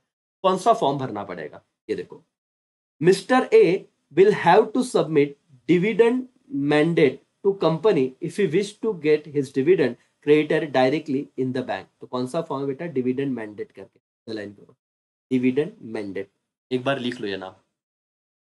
दूसरा सवाल, with in how many days should mister A gate his dividend? कितने दिनों के अंदर उन्हें डिविडेंड मिलना चाहिए? तो हमने ऊपर भी देखा था, mister A should get dividend within 30 days from the date of declaration. ये तो बार बार वही पढ़ना हो गया सर। डिविडेंड कब तक मिलना चाहिए? 30 days from the date of declaration dividend मिल जाना चाहिए। ठीक है सर, लास्ट सवाल, will mister A B paid dividend before the preference share holder? तो इक्विटी शेयर होल्डर है, देखो इक्विटी शेयर होल्डर है, mister A equity share holder है, और पूछा है क्या प्रेफरेंस शेयर होल्डर से पहले मिलेगा क्या? आप जवाब दो, भी आप बहुत होशियार हो। नो सर, हो गए, कितना चेंज आ गया देखो इतने छोटे लेक्चर में। तो आपको समझ भी गया, प्रेफरेंस वालों को पहले देगा, बचा तो इक्विटी वालों को। तो answer is no, mister A will not be paid dividend before the share holder of company, he will get dividend from residual profit. ये वर्ड लिखना बेटा, रेसिडुअल प्रॉफिट मतलब बचा हुआ प्रॉफिट, ठीक है, that is after paying preference share holders. खत्म, 3 marks में से 3 मार्क्स मिलेंगे। एसपी है इसीलिए डरो मत दोस्तों, आगे के कुछ ही लेक्चर्स एक्सक्लूसिवली पेड कोर्स में हो गया, मतलब आपके लिए बाद में दिए जाएंगे, लेकिन सर प्लीज मैं अभी भी बता रहा हूं, जाइए फायदा उठाइए, बहुत अच्छी बात है। कांटेक्ट कीजिए इस नंबर पे, अभी भी मौका है, टाइम गया नहीं है सर। चलो ध्यान दो दोस्तों, ये वाली बात हुई, ये वाली बात हुई विद इन 30 डेज। चलो रिवाइज कर लेते हैं सर एक क्वेश्चन को, ताकि हमको ना टेंशन ही ना रहे। चलो सबसे पहले आपने पढ़ा mister A equity share holder है जिसे 15 रुपए से डिविडेंड मिला है, उसे कौन सा फॉर्म भरना पड़ेगा अगर डायरेक्ट क्रेडिट में, डायरेक्ट बैंक में क्रेडिट होना है पैसा? तो क्या था बेटा? Dividend mandate, submit dividend mandate to company. ठीक है, ये वर्ड याद रखना। Within how many days उसको मिलेगा dividend? 30 days from the date of declaration, मिल जाना चाहिए। क्या प्रेफरेंस वालों से पहले मिलेगा? नो सर, उससे प्रेफरेंस वालों के बाद ही मिलेगा। Done sir. लास्ट सवाल दोस्तों, और खत्म तुम्हारा चैप्टर नंबर 6 के 6 के स्टडी बेस्ड क्वेश्चन। और मैं अभी गिनवा के भी देता हूँ, एक केस स्टडी बेस को 5 मिनट तो कम से कम चाहिए ना, हम 10 कर रहे हैं, 50 मिनट भी नहीं हुए, तो इतना टाइम तो पकड़ के चलो सर, और प्रॉपर खत्म, ऐसे नहीं कुछ छोड़ रहा है। चलो sir, ABC company decide to pay interim dividend, ये बहुत इंपॉर्टेंट है बेटा, ये आईएमपी कर लो, ये कुछ हटके सवाल है, फाइनल डिविडेंड की बात नहीं की है, मैंने आपको कहा भी था इस चैप्टर से आईएमपी डिस्टिंग्विश क्या, interim dividend and final dividend, ये इंपॉर्टेंट डिफरेंस बिटवीन है, लेक्चर ऑलरेडी बन चुका है इस पे, ठीक है। ABC company limited decide to pay interim dividend, पहला, can it be paid out of free reserve, क्या इंटरिम डिविडेंड फ्री रिजर्व में से देंगे क्या? देखो फाइनल डिविडेंड फ्री रिजर्व में से देते थे, यस फाइनल डिविडेंड देते थे, लेकिन इंटरिम डिविडेंड मिलेगा क्या? Answer is no, interim dividend can not be paid out of free reserve, interim dividend is declare out of profit the current accounting year. Sir interim dividend free reserve में से नहीं देंगे, बोलो मेरे साथ everybody, क्या इंटरिम डिविडेंड मतलब क्या sir? Mid of the year दे रहे, अभी तक ईयर खत्म नहीं हुआ, तो क्या फ्री रिजर्व में से दे? नहीं नहीं नहीं, इंटरिम डिविडेंड फ्री रिजर्व में से नहीं जाएगा, वो करंट ईयर के प्रॉफिट में से ही दिया जाएगा, पहला 1 मार्क्स आपका डन। ओके, और एक सवाल है सर इसके बाद, ठीक है सर कर लेंगे, क्या ही दिक्कत है।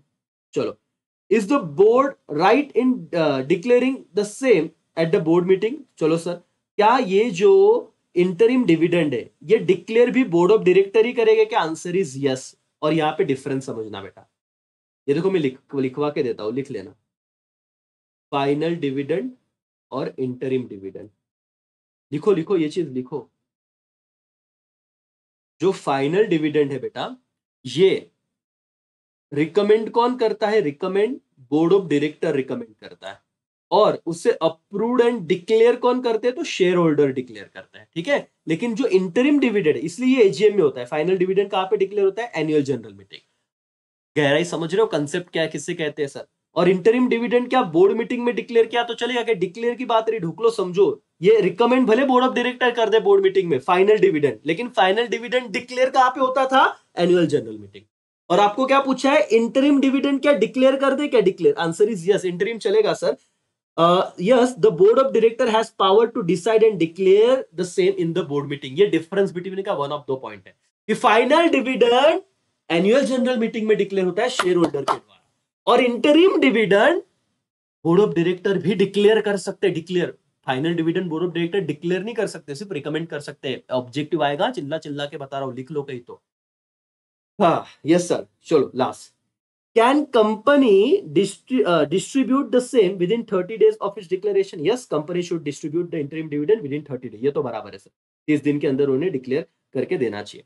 डन, खत्म। क्या समझा बेटा? रिवीजन करा दो एक बार, कौन सा पढ़ा हमने? Interim dividend. क्या इंटरिम डिविडेंड फ्री रिजर्व में से दे सकते हैं क्या? Answer is no. क्या board of director board meeting में डिक्लेयर कर सकते हैं क्या इंटरिम डिविडेंड है तो? यस। क्या 30 दिन के अंदर देना चाहिए? आंसर इज यस, खत्म हो गया सर। चलो, लास्ट क्वेश्चन, लास्ट लास्ट बोल के सर इतने सारे 8 क्वेश्चन लेके आए, भरी टेक्स्ट बुक में है ना इतने, देखो, हाँ सर इतने ही है करके, चलो इसका स्क्रीनशॉट तो खींचो, थोड़ा ब्रेक वेक भी ले लो, इंटरिम डिविडेंड से सवाल है सर, दोस्तों जम रहा है ना? यस और नो? सर इतने बड़े लेक्चर कर रहे हैं, कभी किए नहीं और आपके कर रहे हैं, बहुत बड़ी बात है, होशियार हो तुम लोग। लेकिन टेक्स्ट बुक लेके बैठो तो अलग ही माहौल बनेगा सर, आपको जो यहाँ पे दिख रहा है, जो वहां पे दिख रहा है, सब मैच हो रहा है करके। तो अभी तक हमने कितने कर लिए सवाल, एक बार देख लेते हैं सर, 1 2 3, ये वाला टेक्स्ट बुक का नहीं था शायद से, चीज है ना, कर लिया, लेकिन चलो 3, ये हुआ 4, ये 5, ये 6 7, मतलब बराबर है, एक टेक्स्ट बुक का नहीं था, तो कर लेंगे, 2 सवाल है सर, कर लेंगे ना, सभी करेंगे, डरते क्या हम लोग, है ना सर? लड़ जाएंगे इस बार, डरना है नहीं। यस और नो? 2 सवाल बाकी फिर सर, तो मतलब चैप्टर नंबर 9 से एक सवाल तो आएगा ही, इतने सारे दिए केस स्टडी बेस्ड क्वेश्चन, तो एक तो आना ही चाहिए, डंके की चोट पे आना चाहिए सर। चलो दोस्तों, राज कंपनी लिमिटेड, देखो क्या है सवाल, अरे अरे बाप रे, चलो चलो, ब्रेक चाहिए सर, ब्रेक चाहिए, मैंने कहा ना ब्रेक ले सकते, पॉज करो, पानी पियो, मैं तो नहीं रुका, मैं रुक नहीं सकता, मुझे पता है, मैं अगर स्टूडेंट होता तो सर इतनी कम टाइम में मेरे को बहुत लोगों के सपने, मेरे खुद के सपने पूरे करने, रुकू कैसे सर? अलाउड नहीं है ना, लड़ना है सर, लड़ेंगे नहीं तो क्या होगा? जिंदगी बहुत करोड़ों रुपए नहीं कमा के रखे हैं, तो चलो यार छोड़ दो, मेहनत तो करनी पड़ेगी सर, है ना? मेरा रिजल्ट बनेगा तो मेरे मॉम डैड के आंखों में खुशी के आंसू आएंगे, और मैं देखना चाहता सर कि मैं कुछ करके दिखा सकता हूँ, तो मैं रुक नहीं सकता। अब तुम्हें रुकना है तो रुको भाई, थोड़ा ब्रेक ले लो, पॉज करो, पानी पियो, वापस आओ, रुकेंगे नहीं सर। करके दिखाएंगे, हम होशियार है सिर्फ कर नहीं रहे थे, करने लगे तो वो बात खत्म। चलो, राज company limited decide to pay interim dividend. देखो कितने अच्छे, इंटरिम डिविडेंड का कंसेप्ट भी आपका क्लियर हो जाएगा साथ ही साथ में। तो ये अगेन एक कंपनी जिन्होंने इंटरिम डिविडेंड देने का सोचा है। ओके देखो, is the board justified to decide interim dividend 5 rupees per share even though profit till date are insufficient. सवाल क्या है कि प्रॉफिट इनसफिशिएंट है। ऊपर भी एक सवाल था फाइनल डिविडेंड में, लेकिन फ्रीज रिजर्व था तो हमने दे दिया था, लेकिन ये फाइनल डिविडेंड नहीं बेटा, ये कौन सा डिविडेंड है? Interim dividend. और आपको पूछा क्या गया है, क्या ये चलेगा इंटरिम डिविडेंड देना अगर प्रॉफिट इनसफिशिएंट है? तो answer is no. The board is not justified to declare interim dividend 5 रुपया per share if the profit till date are insufficient. This is because interim dividends is declared out of current year profit only. बेटा सिर्फ profit पे से ही दिया जाता है, और अगर तुम्हारा प्रॉफिट इनसफिशिएंट है तो इंटरिम डिविडेंड आप डिक्लेयर नहीं कर सकते सर। समझा? इंटरिम डिविडेंड आया और ये एक सवाल आया दोस्तों, एज इट इज आ जाएगा। तो आप बोलना, अगर उन्होंने पूछा इंटरिम डिविडेंड प्रॉफिट इनसफिशिएंट होने के बाद भी क्या दे सकते हैं क्या इंटरिम डिविडेंड? नहीं दे सकते। चलो दूसरा, can board declare it out of free reserve? Answer is no. मैंने तो बोला था the board can not declare interim dividend out of free reserve. ये टेक्स्ट बुक का सवाल है सर, जाइए और नो नो लिख दीजिए, 3 में से 3 मार्क्स है आपके। ओके, लेकिन क्या फाइनल डिविडेंड फ्री रिजर्व में से डिक्लेयर हो सकता है क्या? यस। तो ये डिफरेंस का पॉइंट भी आप लिख लीजिए कि final dividend can declare out of free reserve, interim dividend can not be declare out of free reserve. खत्म। Last, can board of director declare it out of capital? Answer is big no sir.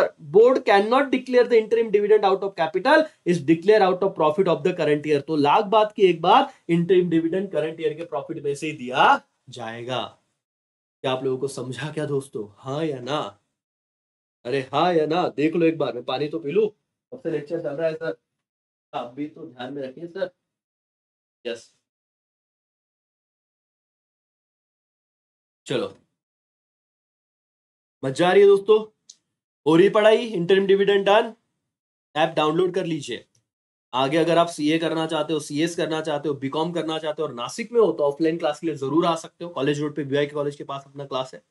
और अगर आप online class करना चाहते हो CA, CS, CMA के लिए, CMA foundation के लिए, तो भी आप डेफिनेटली आ सकते हो। ठीक है? और अपने जूनियर्स को जरूर बताइएगा जो अभी 10th पास हो गए और 11वीं में कॉमर्स का क्लास लगाना नासिक कर नक्की लक्षात ठेवा। चलो ध्यान दो दोस्तों, आगे बढ़ते हैं लास्ट सवाल की तरफ, और इसी के साथ sir finally finally finally chapter number 9 हमारा, इतने सारे case study based question done हो जाएंगे। ओके, इस डायमंड कंपनी, अच्छा इसका रिवीजन दो ना सर फटाफट। अरे भाई चलो चलो चलो चलो फटाफट। इंटरिम डिविडेंड, मेन कीवर्ड क्या रहेगा? Interim dividend. क्या इंटरिम डिविडेंड इनसफिशिएंट प्रॉफिट होने के बाद दे सकते हैं? Answer is no. क्या इंटरिम डिविडेंड फ्री रिजर्व में से दे सकते हैं? Answer is no. क्या इंटरिम डिविडेंड कैपिटल में से दे सकते हैं? Answer is no. सिर्फ करंट ईयर प्रॉफिट में से देंगे, हो गया रिवीजन खत्म। Okay sir, diamond company limited consider to declare interim dividend. वापस इंटरिम डिविडेंड का सवाल आया सर। चलो डिफरेंस तो इधर ही हो जाएगा। In how many days declaration, in how many days of declaration it should be transferred to fund to dividend account? बताओ तो कौन डिविडेंड अकाउंट में कब ट्रांसफर करना है? देखो, the fund should be transferred to dividend account within 5 days from the date of declaration of क्या? interim dividend। वही है जो हमने नॉर्मल पढ़ा था, वैसे ही है, 5 दिन के अंदर वो डिविडेंड अकाउंट में ट्रांसफर कर दो। In how many days it must be pay to share holder? 30 days. ये तो ऊपर पढ़ा था, वही था दोस्तों। 30 days from the date of declaration आपने पेड कर देना है, खत्म। 1 मार्क्स सर, अभी कितना सिंपल लग रहा है, वही है जो ऊपर पढ़ा। हाँ, last, in how many days of declaration must be transfer the fund of unpaid dividend account? Unpaid dividend account क्या sir? The unpaid dividend account must be transfer, the unpaid dividend must be transferred to unpaid dividend account within 37 days from the date of declaration। Underline करना बेटा, 37 days from the date of declaration। 7 days और 30 और 7, 37 days from the date of declaration। Done. चलो sir, हो गए सारे lecture? हाँ sir, concept? Yes sir.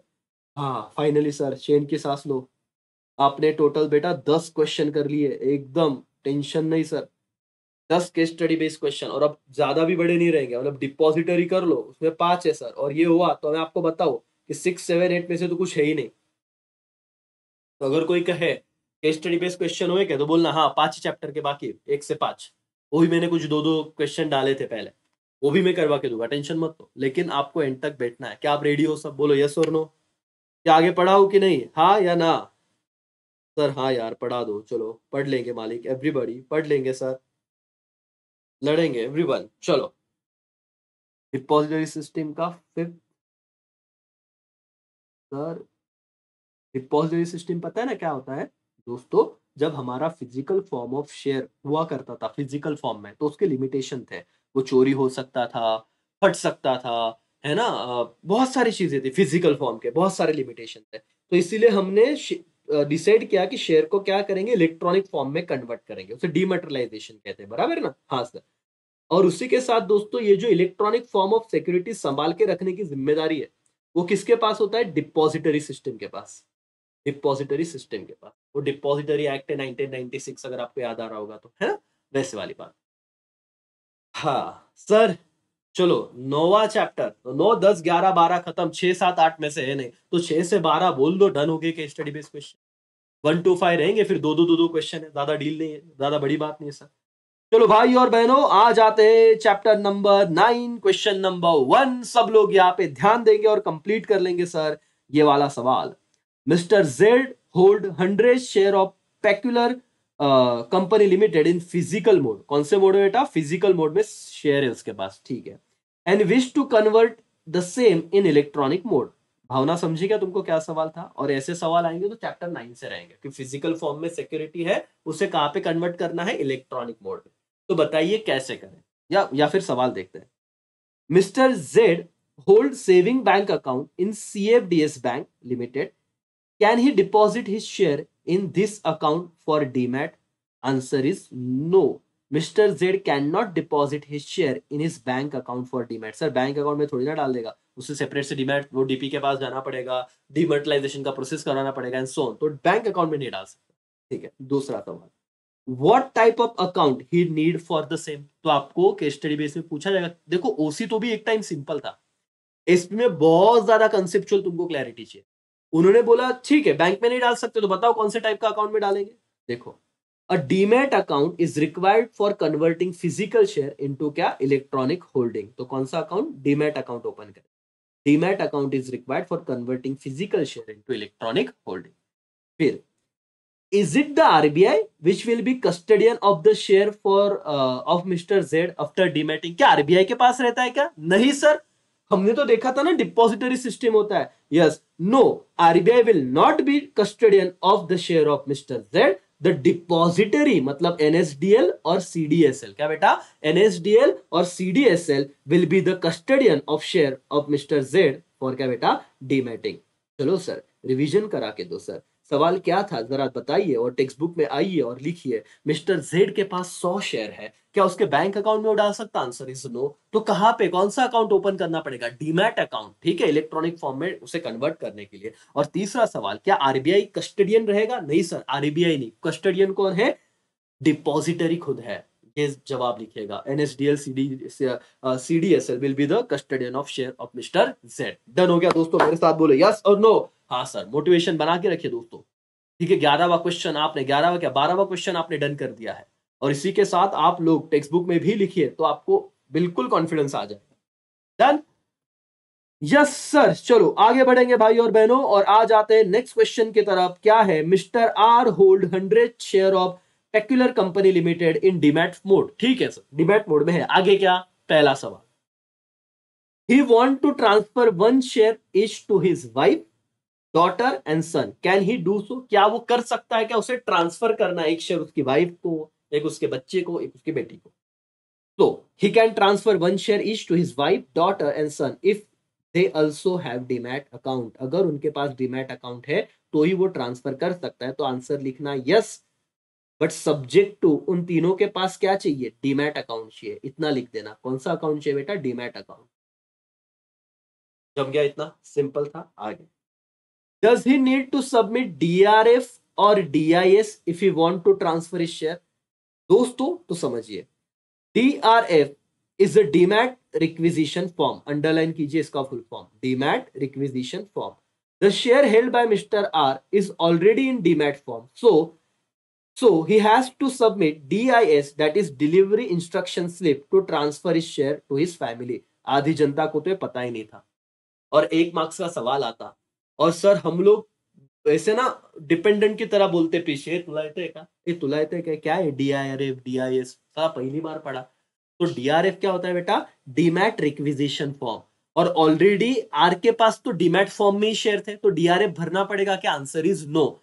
तो उसे ट्रांसफर करने के लिए कौन सा फॉर्म भरना पड़ेगा, डीआईएस। डीआईएस का फॉर्म, फुल फॉर्म क्या है, डिलीवरी इंस्ट्रक्शन स्लिप। बोलो, लिख लो टेक्स्ट बुक में, डिलीवरी इंस्ट्रक्शन स्लिप। समझा क्या राजा, यस और नो, यस सर करके डन। दूसरा सवाल हो गया, यस। तीसरा, can he nominate his wife as as his demat account. क्या नॉमिनेट, नॉमिनेट मतलब क्या, उसको कुछ होने के बाद उस शेयर का मालिक कौन रहेगा। जैसे मैंने कहा था ना प्रैक्टिकल पढ़ाते वक्त, कि जैसे राकेश झुंझुनवाला जी बहुत बड़े शेयर होल्डर है, बिग बुल के नाम से जाने जाते थे, उनके डेथ के बाद उनके वाइफ के पास सारे शेयर चलेंगे, तो वैसे वाली बात है। देखो, every depositor at any time has right to nominate any person as a nominee in the event of his or her death. So Mr. R can nominate his wife. चलो सर रिवीजन करते हैं फटाफट से, और हमें एक question learn हो गया, इसका कॉन्फिडेंस आ जाएगा।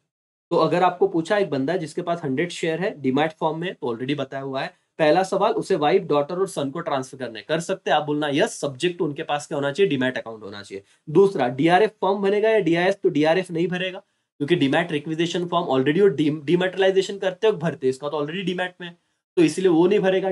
डीआईएस भर देगा, मतलब क्या सर, डिलीवरी इंस्ट्रक्शन स्लिप। ठीक है।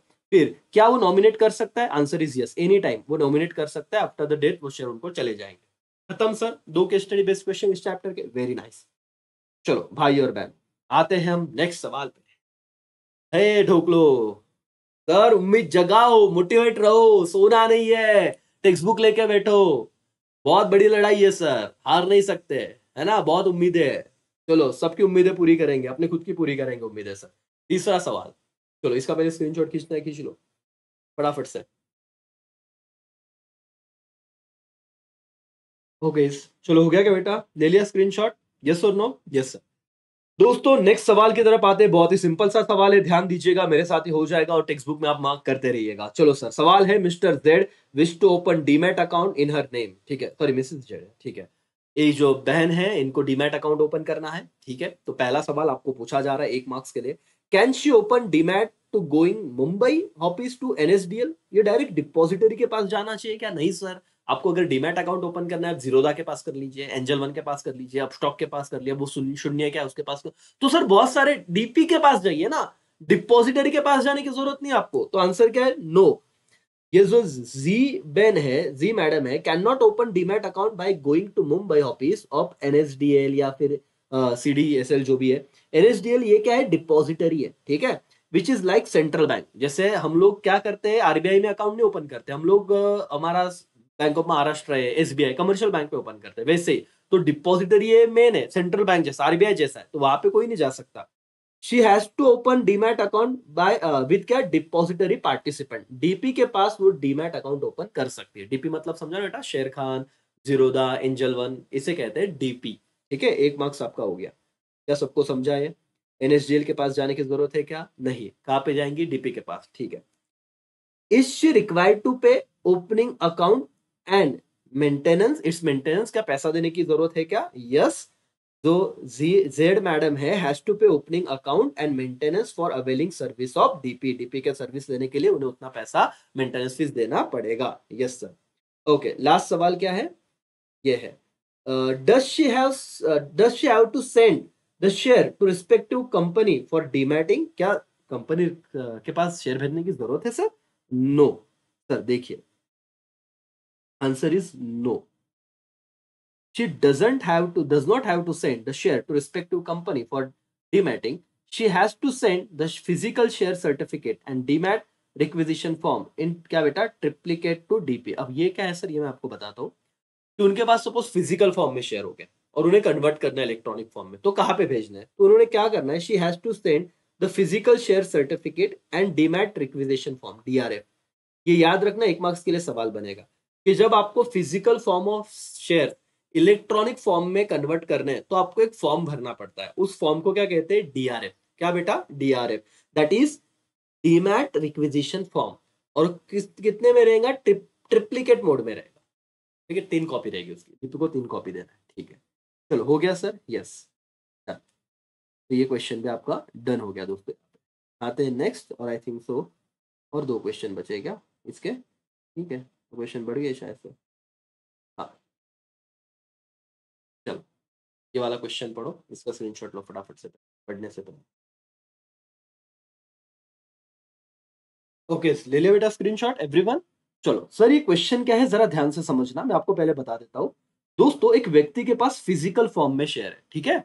उसे वो शेयर इलेक्ट्रॉनिक फॉर्म में कन्वर्ट करना है। कैसे कन्वर्ट करना है? इलेक्ट्रॉनिक फॉर्म में। और उसी से रिलेटेड ये सारे सवाल बने हैं। तो आपका जब केस स्टडी बेस्ड क्वेश्चन कर रहे हो तो इनडायरेक्टली उस चैप्टर का वो एसेंस आपको मिल रहा है, वो चीजें आपको समझ में आ रही है, ऑब्जेक्टिव आपके कहीं ना कहीं हो रही है, तो बहुत ध्यान से देखिए, ठीक है? और आप देखिए सर, आपके जिंदगी के 100 मिनट ये आपके 6 मार्क्स कंप्लीट कर देंगे, और करीब करीब 1.5 घंटा 1 घंटे का लेक्चर हो चुका है, ठीक है? तो बिल्कुल पेशेंस बनाए रखिए, फुल मोटिवेशन के साथ लेक्चर देखिए दोस्तों, हर एक चीज आपकी कवर हो जाएगी, और टेक्स्ट बुक जरूर लेके बैठेगा। Mister L want to demat his 25 share of peculiar limited company, ठीक है, peculiar company limited bearing certificate number 100 and distinctive number 100 to 600। अब ये छोड़ दो, इसमें कोई टेंशन नहीं लेना है आपको, फिजिकल फॉर्म में उसके शेयर थे, उसे इलेक्ट्रॉनिक फॉर्म में कन्वर्ट करना है।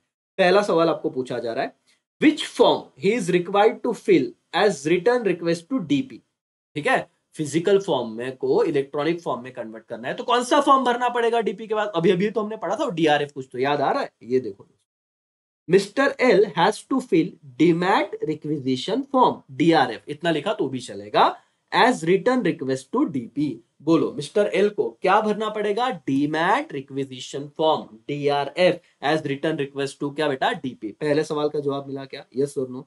Which form he is required to fill as a return request to DP? DRF. बोलो मेरे साथ, क्या? डीआरएफ फुल फॉर्म बोलो, डीमैट रिक्विजिशन फॉर्म। बोलो दोस्तों, क्या? Demat requisition form. सर यहाँ पे देखो, धमाका हो गया सर, ध्यान दो, यहाँ पे बहुत इंपॉर्टेंट बात चाहिए चल रही है सर, किसी का भी यहाँ पे दुर्लक्ष्य नहीं होना चाहिए। समझ में आया दोस्तों? यस और नो? यस। चलो दूसरा, does he have to fill instrument of transfer? क्या है सर? ये देखो बहुत सिंपल सा सवाल है, आप सिर्फ फोकस कीजिए। इंस्ट्रूमेंट ऑफ ट्रांसफर फील करना पड़ेगा, अगर इफ यू करना पड़ेगा क्या? If you want to transfer same share after dematerialization, एक बार उसके शेयर इलेक्ट्रॉनिक फॉर्म में कन्वर्ट हो गए तो इंस्ट्रूमेंट ऑफ ट्रांसफर भरना पड़ेगा, तो answer is no. After demat, if he wish to transfer the share, he does not have to fill instrument of transfer. However, he will have to submit delivery instruction slip DIS to DP। ये हमने ऊपर के सवाल में पढ़ा था। 1 marks की बात है दोस्तों, जहां आपका मोटिवेशन ढीला हुआ वही क्वेश्चन पेपर में आ जाएगा, सोच के चलिए। तब कर लेंगे सर, कोई दिक्कत नहीं है। देखो अभी एक बार अगर तुम्हारा शेयर फिजिकल फॉर्म में, तो ये वाला भरिए इंस्ट्रूमेंट, क्या? Instrument of transfer. कब? अगर शेयर फिजिकल फॉर्म में है तो, और शेयर ट्रांसफर करना है तो। लेकिन अगर शेयर ऑलरेडी डीमैट में है तो ये इंस्ट्रूमेंट ऑफ ट्रांसफर करना पड़ता नहीं है आपको। तब क्या भरना पड़ता है? डीआईएस, क्या? Delivery instruction slip. DIIs, delivery instruction slip. याद है बेटा? याद रहेगा? तो अगर एमसीक्यूज आता है कि फिजिकल फॉर्म में शेयर ट्रांसफर करना है तो क्या भरोगे? Instrument of transfer. और डीमैट वाला फॉर्म ट्रांसफर करना है तो डीआईएस, क्या बेटा? Delivery instruction. लास्ट सवाल बेटा, does does he have to quote certificate number and distinctive number if he wish to transfer his share after in the demat form? क्या उसको वो शेयर के नंबर कोट करने पड़ेंगे क्या? Sir answer is no. भाई sir, the security in demat form is fungible. Fungible मतलब क्या है? They do not have any certificate number और restrictive number, so mister L does not have to quote any such a number after share converted into demat form. एक बार आपका share अगर demat form में convert हो गया तो क्या हो जाएगा? फंजिबल। क्या सर? फंजिबल, मतलब उसको कोई भी ऐसे सर्टिफिकेट नंबर वगैरह रहेगा नहीं सर, खत्म। चलो डन हो गया बेटा ये वाला सवाल। एक बार देखिएगा, लेक्चर पीछे करके भी आप वापस सुन सकते हो। हाँ, कौन सा फॉर्म भरना पड़ेगा? डीआरएफ, ठीक है ना? Demat requisition form. ठीक है, ठीक है सर। लास्ट सवाल, और इसी के साथ हमारा डन हो जाएगा ये चैप्टर। तो 9 10 11 12 6 7 8 में तो है ही नहीं, तो 6 से 12 बोल दो। ठीक है, चलो स्क्रीनशॉट खींच लो इसका। पहले पढ़ने से पहले आप पढ़ो, एक बार पढ़ो, स्क्रीन पॉज करके पढ़ो, फिर मैं जो बोल रहा एक्सप्लेनेशन सुनो, डन हो जाएगा करके। चलो दोस्तों फटाफट से स्क्रीनशॉट ले लो। ले लिया? ओके चलो यहाँ पे ध्यान दो दोस्तों। लास्ट क्वेश्चन है, जरा हम इसे देखेंगे। Mister X hold 50 share of peculiar company limited in demat form. तो यहाँ पे एक हिंट आपको समझा कि ऑलरेडी शेयर इलेक्ट्रॉनिक फॉर्म में, डीमैट फॉर्म मतलब इलेक्ट्रॉनिक फॉर्म में। The company has to decide a dividend 5 रुपया per share and bonus 1:1 to its share holder. तो एक शेयर के लिए वो एक शेयर दे देंगे बोनस।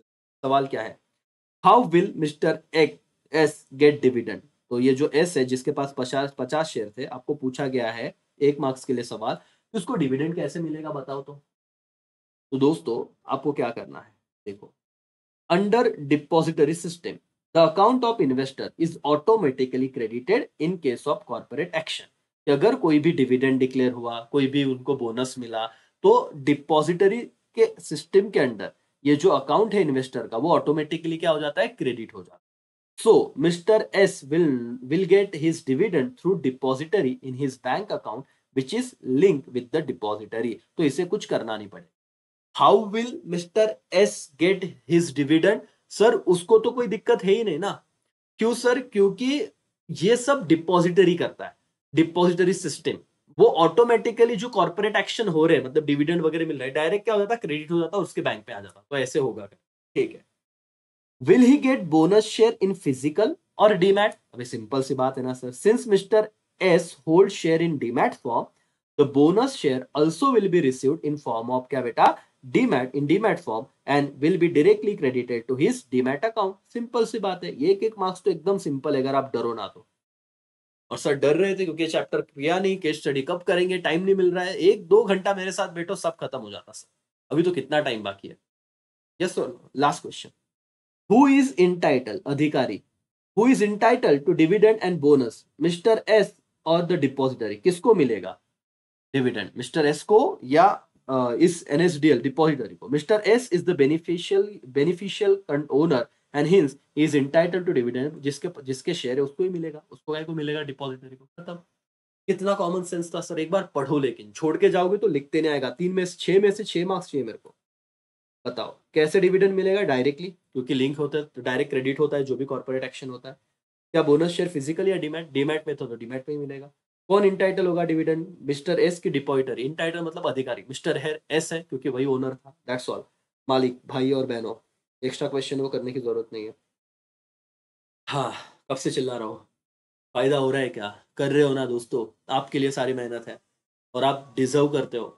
आप लोग अच्छे मार्क्स डिजर्व करते हो अगर आपने पढ़ लिया तो। सिर्फ पढ़ नहीं रहे थे, पढ़ाई हो नहीं रही थी, बैठना पड़ेगा एक जगह चिपक के, करना पड़ेगा, उसके सिवा थोड़ी ना बातें होगी सर। चलो हम लोगों ने दोस्तों क्या कंप्लीट कर लिए हैं। अब मैं अगर आपको बताऊं दोस्तों कि चैप्टर नंबर, अब देखो आपकी खुशी का ठिकाना नहीं रहेगा। चैप्टर नंबर 6 से तो कोई आने नहीं वाला, ठीक है, 7 से कोई आने नहीं वाला, 8 से कोई केस स्टडी बेस्ड क्वेश्चन है नहीं।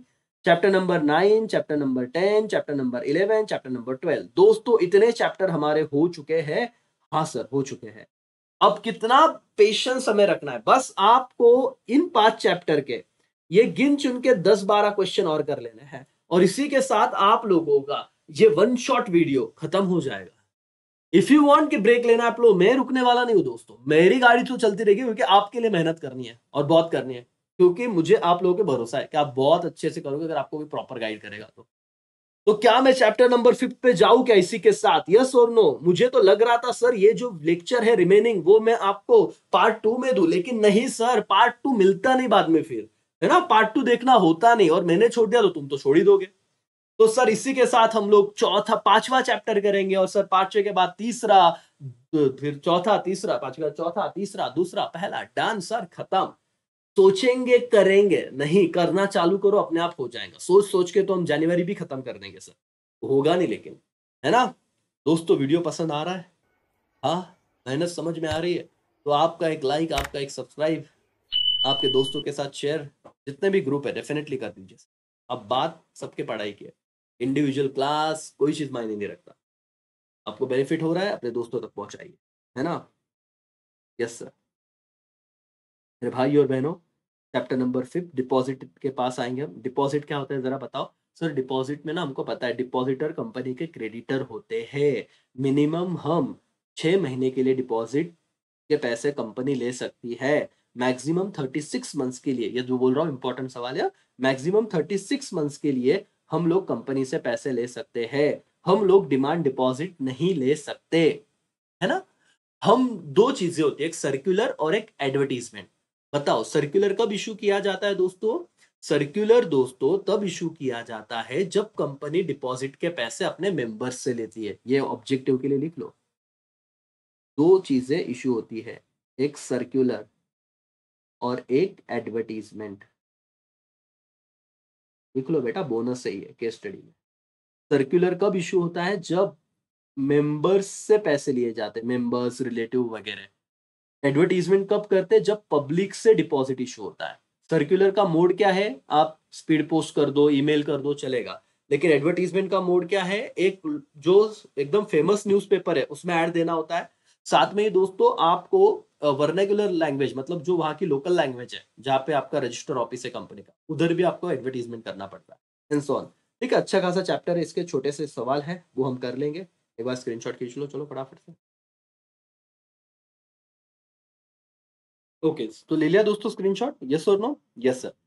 यहाँ पे ध्यान दीजिए दोस्तों, बहुत ही सिंपल सा सवाल है। मैं पहले आपको बता दूं कि आपको पब्लिक कंपनी के बारे में, मतलब ये टर्म्स एंड कंडीशन में आपने पढ़ा होगा कि आप लोग किससे डिपॉजिट, अगर पब्लिक कंपनी है, इलिजिबल पब्लिक कंपनी, तो वो मेंबर से भी पैसा ले सकते हो और पब्लिक से भी ले सकते हो, लेकिन एलिजिबल पब्लिक कंपनी होना बहुत जरूरी है। वन ऑफ द कंडीशन हमने देखा था एलिजिबल कब होगा, उनका नेटवर्थ और टर्नओवर, दोनों बातें हमने पढ़ी थी। और नेटवर्थ के अकॉर्डिंग यहाँ पे आपको देखो, पहला सवाल जो दिया हुआ है, लेक्चर जरूर देखना, मेरा रिवीजन। कैन, ये देखो, Apple company limited plan to raise fund through public deposit. ठीक है सर, जैसे पब्लिक डिपॉजिट आया तो समझ जाना चाहिए चैप्टर नंबर 5 का ये सवाल है। ठीक है, कौन से चैप्टर का दोस्तों? चैप्टर नंबर 5 से ये सवाल आया हुआ है। तो ध्यान दीजिए, Apple company limited plan to raise fund through public deposit. It network कितना दिया है? 10 करोड़, और इधर ही आपका आधा बात तो खत्म हो जाता है। Can they accept deposit from public? Answer is yes, the company being eligible public company, क्योंकि नेटवर्क उस क्राइटेरिया को उन्होंने पास कर दिया है। Can accept deposit from public, अभी आगे का आपने नहीं लिखा तो भी चलेगा, कोई दिक्कत नहीं है। सिर्फ उन्होंने पूछा था can they accept deposit from public, तो लिखना answer is yes, they can. दूसरा सवाल, can they can they accept deposit with maturity after 4 year? नहीं सर, 4 ईयर मतलब कितने महीने हो जाएंगे सर? 48 मंथ हो जाएंगे।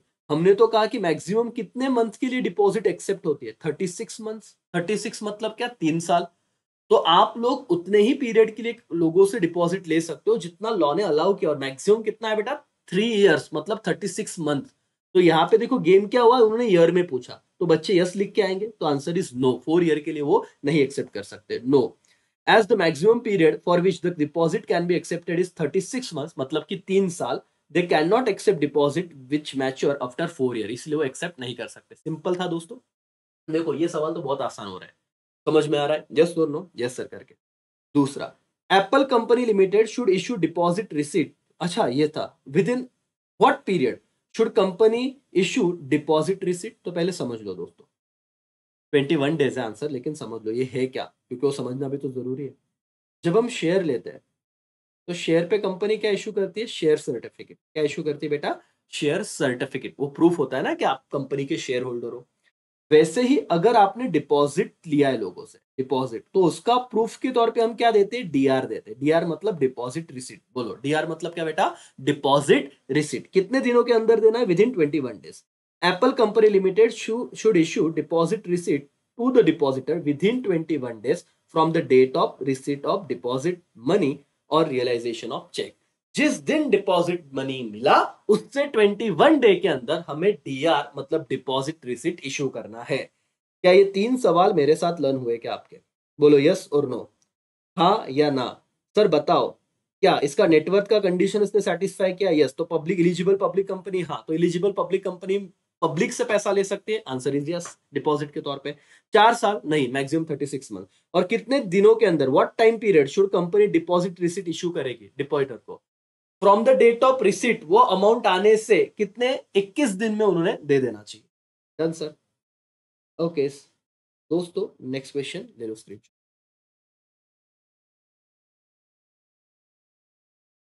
चलो दोस्तों, ले लिया स्क्रीनशॉट? यस और नो? बहुत ही सिंपल सा सवाल है, आप जरा यहाँ पे ध्यान दीजिएगा।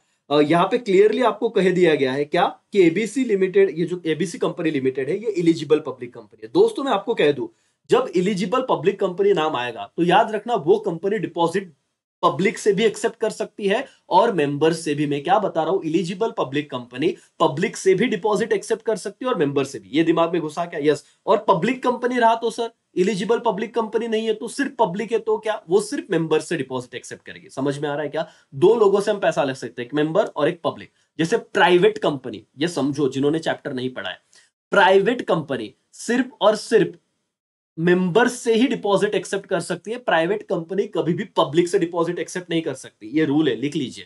ट्रू और फॉल्स में है, देखो आपके टेक्स्ट बुक में, अगर टेक्स्ट बुक निकाल के बैठे हो तो ट्रू और फॉल्स में है कि private company can accept deposit from क्या, फ्रॉम पब्लिक। तो answer is false. Private company public से डिपॉजिट एक्सेप्ट ही नहीं कर सकती। तो दोस्तों वैसे ही आपका सवाल है, एलिजिबल पब्लिक कंपनी दोनों से कर सकती, ठीक है। तो उन्होंने सवाल पूछा है, can company accept deposit in joint name? Yes दोस्तों, एक रूल है, टर्म्स एंड कंडीशन आप पढ़िए आपको समझेगा। जॉइंट नेम पे डिपॉजिट एक्सेप्ट हो सकता है, आंसर इज यस।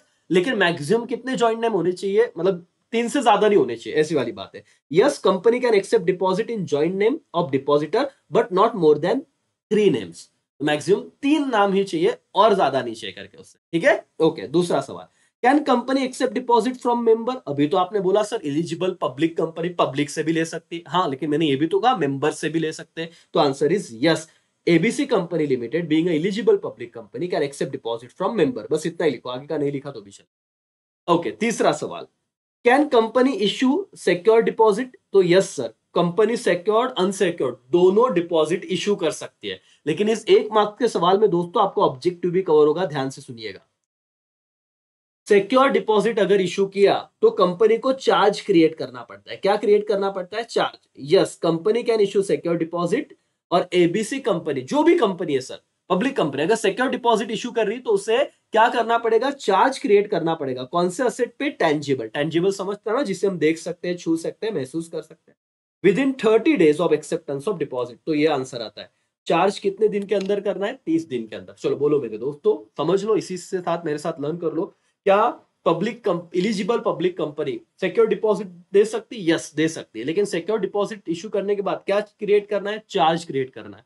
कितने दिनों के अंदर? With in 30 days. याद रखो, चार्ज कितने दिनों के अंदर? चार्ज मतलब गिरवी रखना, है ना। सिक्योर तो उसे तो कहेंगे कि लोगों ने पैसा दिया और बदले में हमसे कुछ गिरवी रखवा लिया।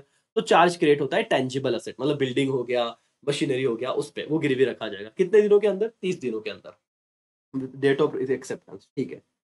चलो नेक्स्ट क्वेश्चन दोस्तों, ये रहा आपके सामने। Apple company limited is eligible public company, again वही नाम दिया आपको। Plan to raise secure deposit from the public, ठीक है। Please advise board on the following. तो आपको 2 चीजें पता चल गई कि वो एलिजिबल पब्लिक कंपनी है, सिक्योर डिपॉजिट उठाना है, और उनको कुछ तो सजेशन चाहिए। तो बोले एडवाइस करो, ठीक है सर, कर देंगे। Does company need to get share holder approval for accepting deposit? बताओ सर, अगर वो कंपनी है और कंपनी को लोगों से डिपॉजिट लेनी है तो शेयर होल्डर का अप्रूवल लगेगा क्या? तो देखो answer is yes, Apple company limited need to get share holder का approval for accepting deposit. Company hold general meeting of the share holder to seek their approval. Simple सी बात है, एकदम आराम से पढ़िएगा कि कोई भी कंपनी को डिपॉजिट अगर एक्सेप्ट करना है, एलिजिबल पब्लिक कंपनी हो, ठीक है, यहाँ पे जो स्पेसिफिकली क्वेश्चन दिया है, तो क्या शेयर होल्डर को अप्रूवल लेना पड़ेगा? हाँ, लेना पड़ेगा, और एनुअल जनरल जो जनरल मीटिंग है वो बुला के लीजिए करके, ठीक है सर, 1 मार्क्स हो गया। Does company have appoint debenture trustee? क्या डिबेंचर ट्रस्टी अपॉइंट करना पड़ेगा? तो दूसरा सवाल का आंसर है नो, company does not need to appoint debenture trustee. क्यों sir?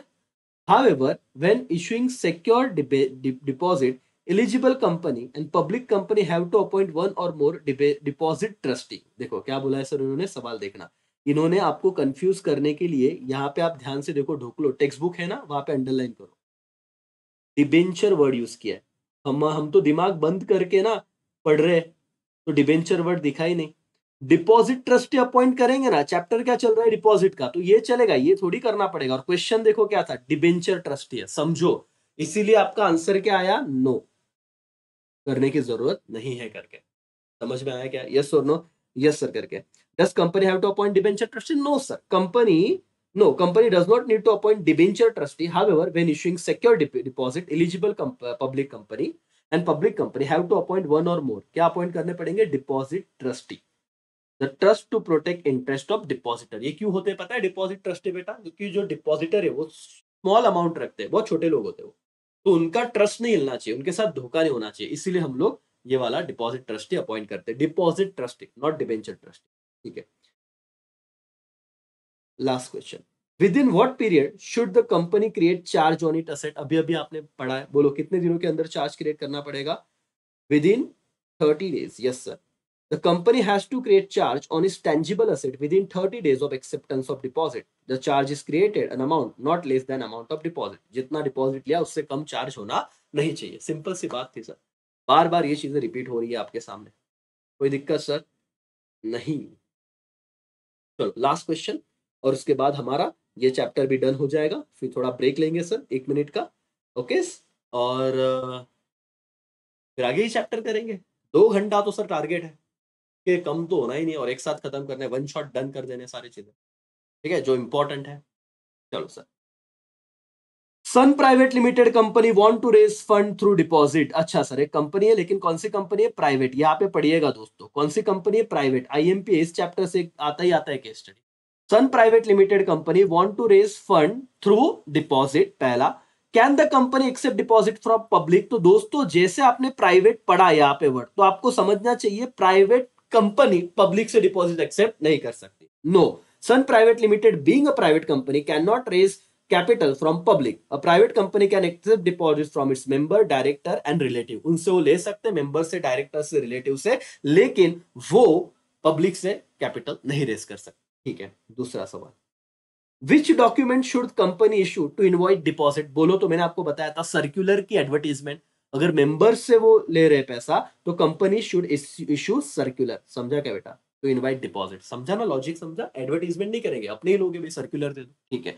Last, What is the maximum period for which they can accept deposit. दोस्तों 3 मार्क्स का सवाल आता है. 3 मार्क्स कितना सिंपल. एक बार पढ़ो, सिर्फ आप मोटिवेट होके पढ़ो, है ना sir. The company can accept deposit maximum 36 months. Done हो गया सर, डन. इतनी बातें आपने पढ़ी कि आपको अब टेंशन होना ही नहीं है सर. हो गया हमारा चैप्टर नंबर 5 के ये 4 क्वेश्चन डन. दोस्तों बहुत ज्यादा हमारा बेनिफिट हो रहा है. बस कुछ 4 चैप्टर बाकी, कुछ चंद मिनटों की कहानी है. फिर आप बोलोगे प्राउडली सर का एक लेक्चर देख लो, 6 में से 6 मार्क्स लेके आओ sir. No worry at all. हम पिछले 2 महीने से कर रहे हैं और 2 घंटे में होना अलग ही खुशी है. यस और नो दोस्तों? तो स्क्रीनशॉट आपने आई होप पहले ले लिया होगा. अब हम क्या करने वाले, डिबेंचर पे जाएंगे. उसके कितने क्वेश्चन है डिबेंचर के? 3 क्वेश्चन, उतने करेंगे. फिर शेयर्स पे 5 है लेकिन बहुत सिंपल है. फिर सेकेंड चैप्टर पे 3 और 2, मतलब ये तो ऑलरेडी मैंने पहले भी बताया था. तो इतना हो गया तो खत्म. पेशेंस रखिए और सर लड़ते रहिए. जिसने छोड़ा नहीं सर, मतलब मेहनत छोड़ी नहीं, वो आराम से जीत जाएगा. और मैं बहुत बता रहा हूँ सर, बहुत ही सिंपल है. आपने अभी तक जितना लेक्चर किया है, टेक्स्ट बुक अगर फॉलो की होगी तो आपको दिक्कत आनी ही नहीं चाहिए. ठीक है. यस और नो? Yes sir. डिबेंचर के 3 क्वेश्चन करने हमें. ठीक है. चलो पहले स्क्रीनशॉट ले लो बेटा.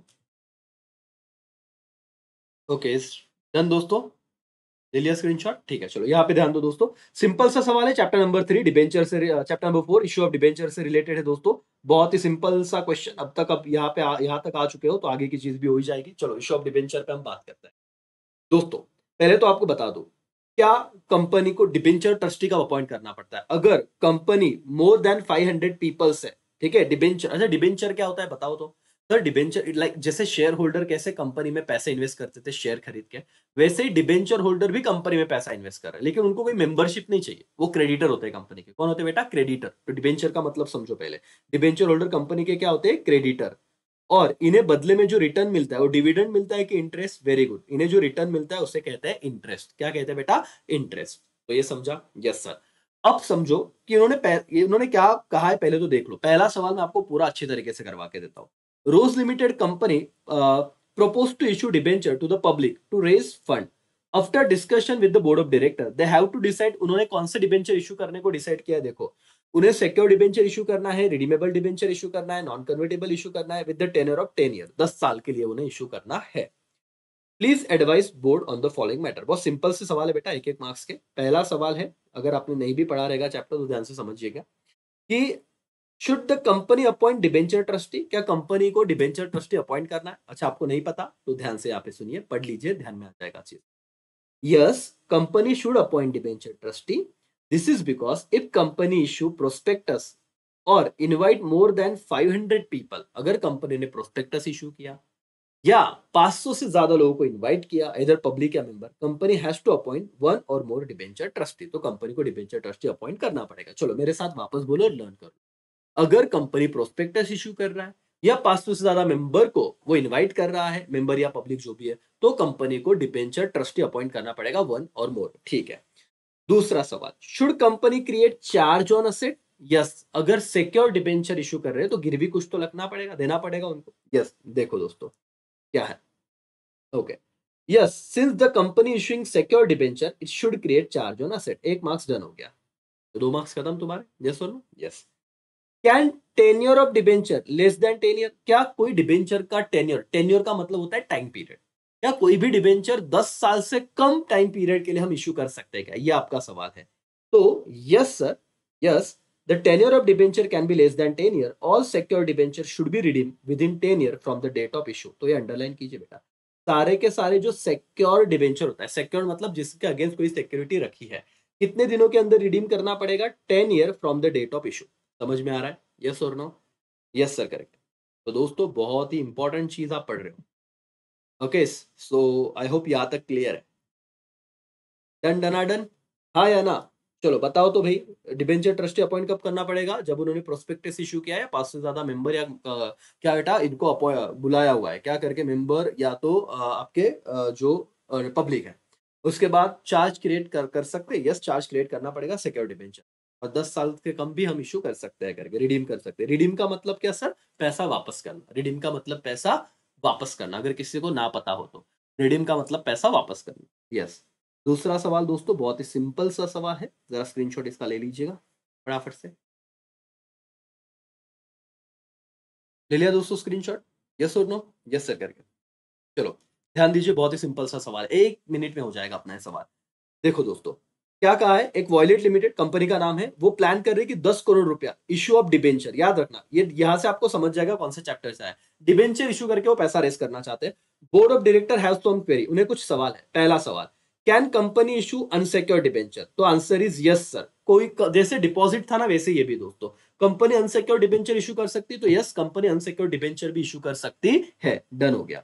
दूसरा, can they issue irredeemable debenture? देखो इरिडीमेबल का मतलब समझ, इरिडीमेबल का मतलब लोगों से पैसा तो लेंगे लेकिन उन्हें वापस नहीं करेंगे। अब बोलोगे ये कैसे बात हुई सर, तो पैसा क्यों देंगे लोग? बेटा कब तक वापस नहीं करेंगे? जब तक कंपनी वाइंड अप नहीं होती, बंद नहीं होती। हम कहेंगे तुम आज पैसा दे दो, कंपनी बंद होने के बाद तुम्हें पैसा वापस करेंगे, बंद होने के बाद, लेकिन जब तक चालू है तब तक रिडीम करेंगे नहीं। उसे इरिडीमेबल बोलते हैं। क्या बोलते हैं? इरिडीमेबल। तो सवाल क्या है, can company issue irredeemable debenture? Answer is no, company can not issue irredeemable debenture, this is because all debenture are redeemable या हाउ टू बी का बेटा रिपेड। रिडीमेबल मतलब पैसा लेना है तो रिपे करना पड़ेगा। ये समझा क्या? तो बताओ, कंपनी इरिडीमेबल डिबेंचर इशू नहीं कर सकती। बोलो बेटा, कंपनी इरिडीमेबल डिबेंचर इशू नहीं कर सकती। Last, as the company offering debenture to its member, can such a debenture have normal voting right? तो answer is no sir, debenture holder को वोटिंग राइट होता नहीं, मेंबर को दो या पब्लिक को दो।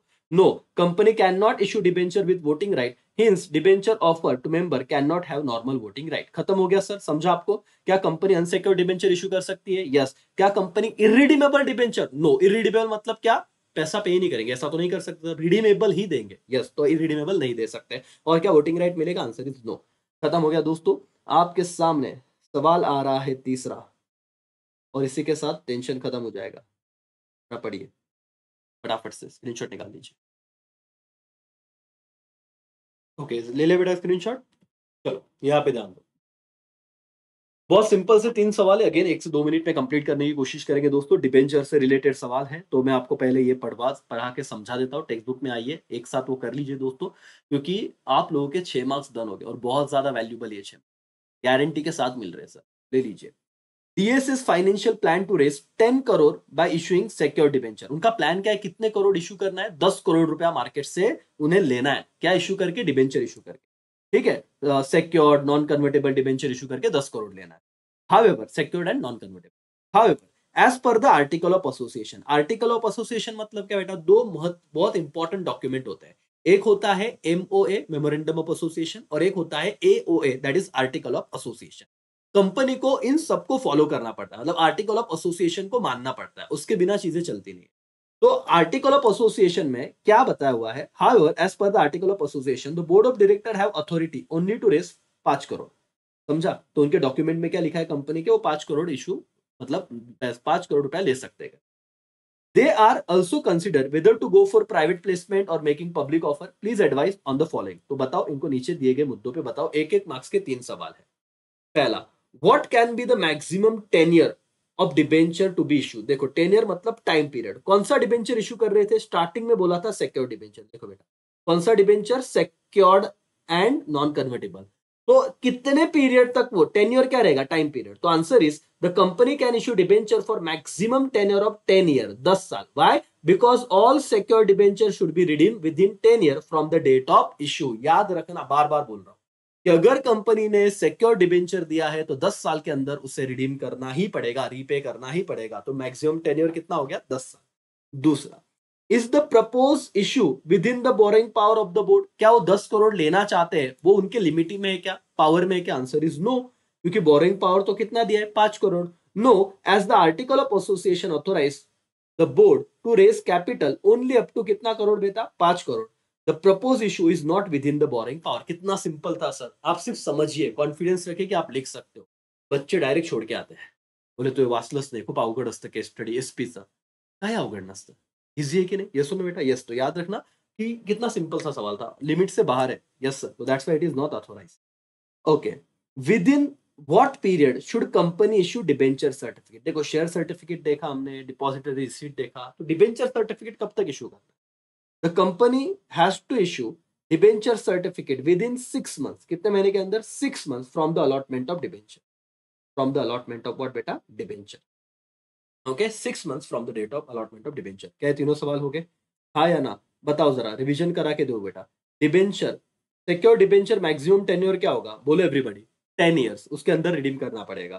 क्या ये 5 लाख एओए ने बोला है, वो 10 लाख ले रहे, क्या ऑथोराइज है क्या। Answer is propose with in the borrowing power है क्या, no sir, with in borrowing power नहीं है। डिबेंचर सर्टिफिकेट कितने महीने के अंदर देना है, with in 6 month from the date of क्या बेटा, allotment of debenture. That's all, done हो गया सर, यस और नो। यस, कोई टेक्स्ट बुक का सवाल नहीं सर, ये एक्स्ट्रा सवाल है, नहीं करने के, ऑलरेडी ये बहुत सारे हो रहे हैं, इसमें से ही आएगा। तो चैप्टर नंबर 4 इज डन।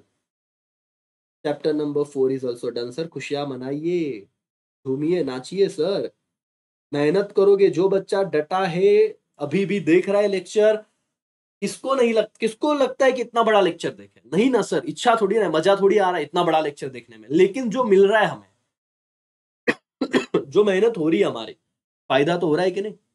और 2 घंटे में जो चीज हो सकती है, सर पिछले 2 महीने से क्या कर रहे हैं, अरे 6-8 महीने से क्या कर रहे हैं, जम रहा है क्या, यस और नो। सेल्फ स्टडी में बहुत ताकत है दोस्तों, और मेरे साथ कंप्लीट हो रहा है। इशू ऑफ शेयर पे आएंगे, बहुत सिंपल से सवाल है इसके, बिल्कुल ही सिंपल, भले 5 केस स्टडी बेस्ड क्वेश्चन है, लेकिन और थोड़ा पेशेंस रखिए।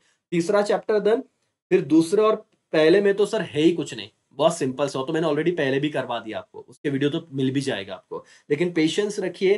चैप्टर नंबर 3 भी हम अभी करेंगे और खत्म करेंगे कहानी को करके। तो मेरे भाइयों और मेरी बहनों, आ जाते हैं हम लोग इशू ऑफ शेयर के क्वेश्चन करने। तो बिना समय गवाइए सर, बिगुल बजना चाहिए, यहाँ पे ध्यान दो, जो इधर उधर भटक चुके हैं, एवरीवन यस सर करके, तो मजे ले लो सर, हमारे भी दिन आएंगे।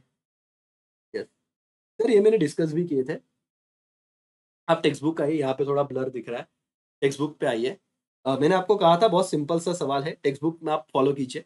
एक कंपनी है ईवीजेड लिमिटेड करके, उसका कैपिटल स्ट्रक्चर है, उसको 1 लाख, नंबर है बेटा ये, रुपीज नहीं है, 1 लाख इक्विटी शेयर इशू करना है, जिसका फेस वैल्यू कितना है, शायद से 10 रुपए है शायद से, ठीक है।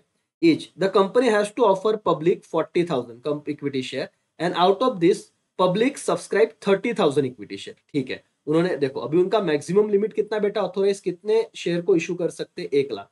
उन्होंने पब्लिक को कितना ऑफर किया, 40,000 ऑफर, मतलब इशू शेयर 40,000 है। और कितना सब्सक्राइब हुआ, 30,000 सब्सक्राइब हुआ। इसमें मैंने लेक्चर ऑलरेडी पहले बनाया था, लेकिन वन शॉट में वापस बता दे। सवाल क्या पूछा, ऑथोराइज कैपिटल कितना है। देखो लास्ट में पढ़ना, state following in equity share, state in the following in authorize capital कितना रहेगा। तो ऑथोराइज कैपिटल कितना होगा बोलो तो, रुपीज में अगर देखा जाए तो 1 लाख शेयर थे, इंटू 10 रुपए का एक शेयर, तो 1 लाख इंटू 10 कितना हो जाएगा, 10 लाख रुपए का authorize share capital. Subscribe share capital है, कितने लोगों ने सब्सक्राइब किया, 30,000। तो नंबर मत लिखना, 30,000 इंटू 10, तो कितना सब्सक्राइब हो जाएगा, 3 लाख। लास्ट देखो, इश्यूड कैपिटल कितना इश्यू किया था, 40,000। तो 40,000 इंटू 10 कितना हो गया सर? 4 लाख। खत्म हो गया, 3 में से 3 मार्क्स मिल गए। इतना सिंपल सवाल है सर, लिख लीजिए। बहुत बच्चे क्या करते, 1,30,000 40,000 ये अमाउंट लिख के आते, गलत है बेटा, आपको मल्टीप्लाई करना है रुपीज से, इसीलिए लेक्चर यूजफुल। समझा? सिंपल, एक बार देख लीजिए, आपके 3 में से 3 मार्क्स डन। लिख लीजिए टेक्स्ट बुक में, ठीक है। ये वाला सवाल टेक्स्ट बुक का है क्या सर? नहीं। ये वाला सवाल टेक्स्ट बुक का है, ठीक है। एक बार क्वेश्चन देखो, चलो फटाफट से ले लिया बेटा स्क्रीनशॉट, यस और नो? यस करके चलो यहाँ पे ध्यान दो। सर क्वेश्चन क्या है, आप ही पढ़ा दो, अब थोड़े से लेक्चर मतलब थोड़ा पॉइंट बचा हुआ है सर। एक कंपनी है ट्री लिमिटेड, ठीक है, इज न्यूली इनकॉर्पोरेटेड। पूरा दारोमदार इस केस स्टडी का इस वर्ड पे, न्यूली इनकॉर्पोरेटेड। न्यूली इनकॉर्पोरेटेड मतलब क्या? अभी अभी रजिस्टर हुई। आप टेक्स्ट बुक पे जरूर आइए, अंडरलाइन कीजिए इस वर्ड को, तुरंत लेक्चर पॉज कीजिए, टेक्स्ट बुक निकालिए। दोस्तों अगर सही ढंग से करना है तो आपको ये करना ही पड़ेगा। टेक्स्ट बुक निकालिए और तुरंत अभी के अभी सर वहां पे इस वर्ड को अंडरलाइन कीजिए, newly incorporated. Public company want to raise capital, selling क्या बेटा? equity share to the public.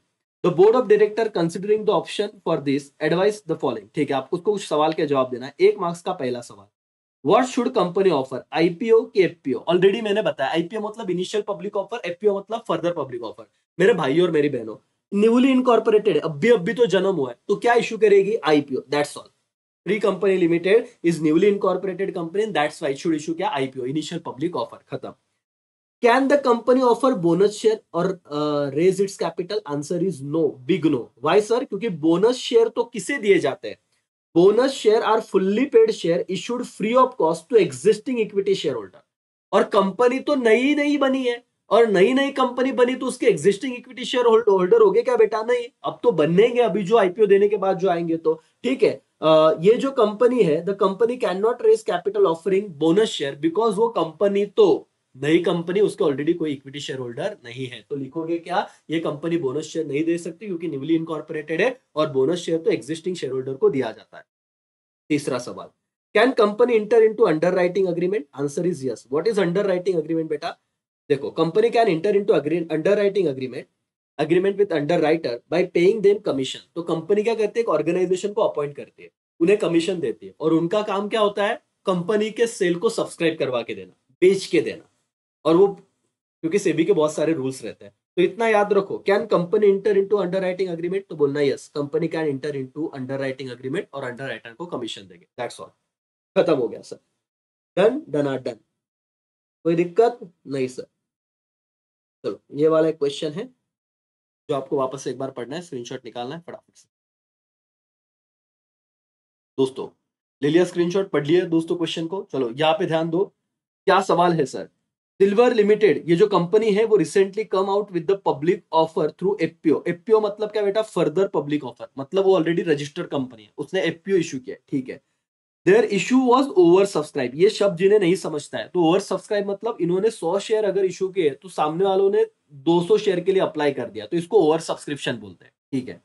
The board of director now want to start the allotment process. और बोर्ड को भी अलॉट करना है अब, लेकिन प्रॉब्लम ये हो गया कि उनको 100 शेयर देने थे, एप्लीकेशन आ गया 200 शेयर के लिए, ओवर सब्सक्राइब हो गया, तो एडवाइस करना है। बोले क्या एडवाइस करना है? पहला, should company set allotment committee? तो आंसर इज यस, क्योंकि दिक्कत हो गई सर, ओवर सब्सक्राइब हो गया share. Yes, the company should set up allotment committee. The allotment committee decide करेंगी, will decide the basis of allotment and submit the report to the board. Simple सी बात थी सर, ओवर सब्सक्राइब हुआ है share, allotment committee appoint करना पड़ेगा, क्योंकि allotment कैसे करना है वो तो वही डिसाइड करेंगे, और रिपोर्ट बोर्ड को सबमिट करेंगे। डन, 1 मार्क्स हो गया sir, done done done, 1 marks done.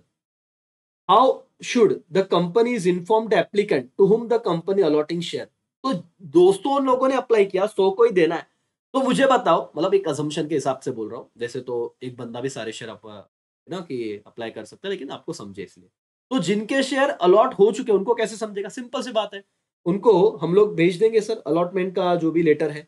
The company should inform the applicant to whom it's allotting share by issuing letter of allotment. Underline करना बेटा, कैसे इन्फॉर्म करेगी? तो लेटर ऑफ अलॉटमेंट भेज, लेटर ऑफ अलॉटमेंट, ठीक है सर। दोनों सवाल के आंसर हो गए। हाँ बेटा समझा, क्या सिंपल था कि अलॉटमेंट हुआ है कैसे बताएंगे? लेटर ऑफ अलॉटमेंट इशू करके।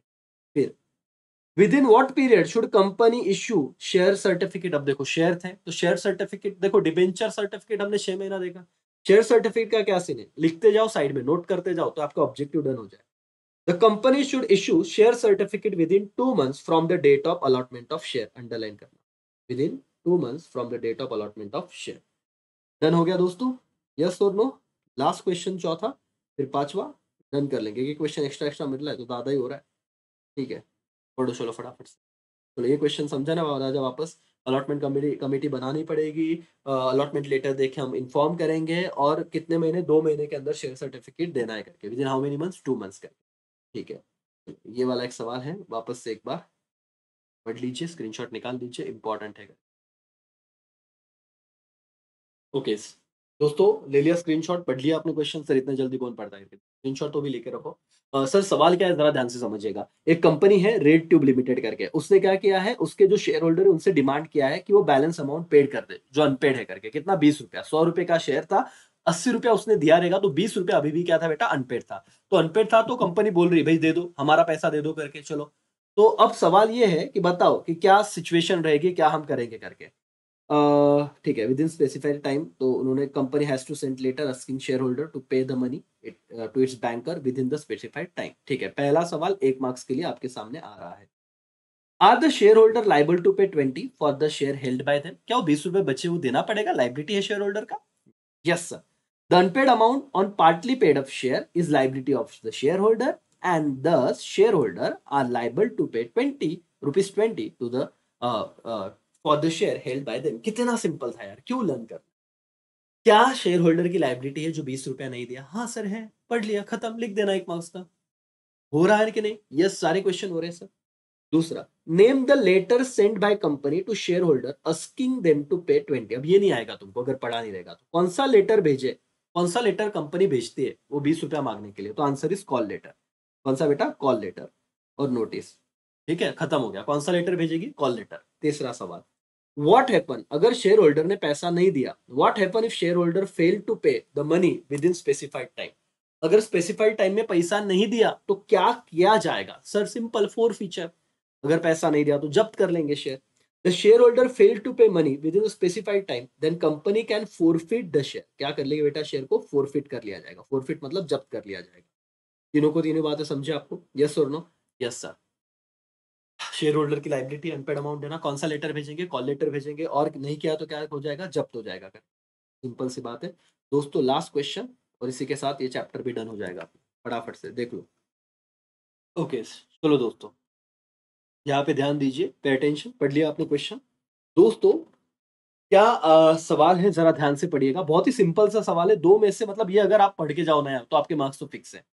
एक्स 100 शेयर ओन कर रहा था और वाई 500 शेयर ओन कर रहा था रेड ट्यूब कंपनी के, ओन मतलब उनके पास इतने इतने शेयर थे, एक्स के पास 100 और वाई के पास 500। द कंपनी हैज अस और share holder to paid balance unpaid amount 20 रुपया, और सबके 20-20 रुपए बाकी थे, तो उनको बोला कि दे दो।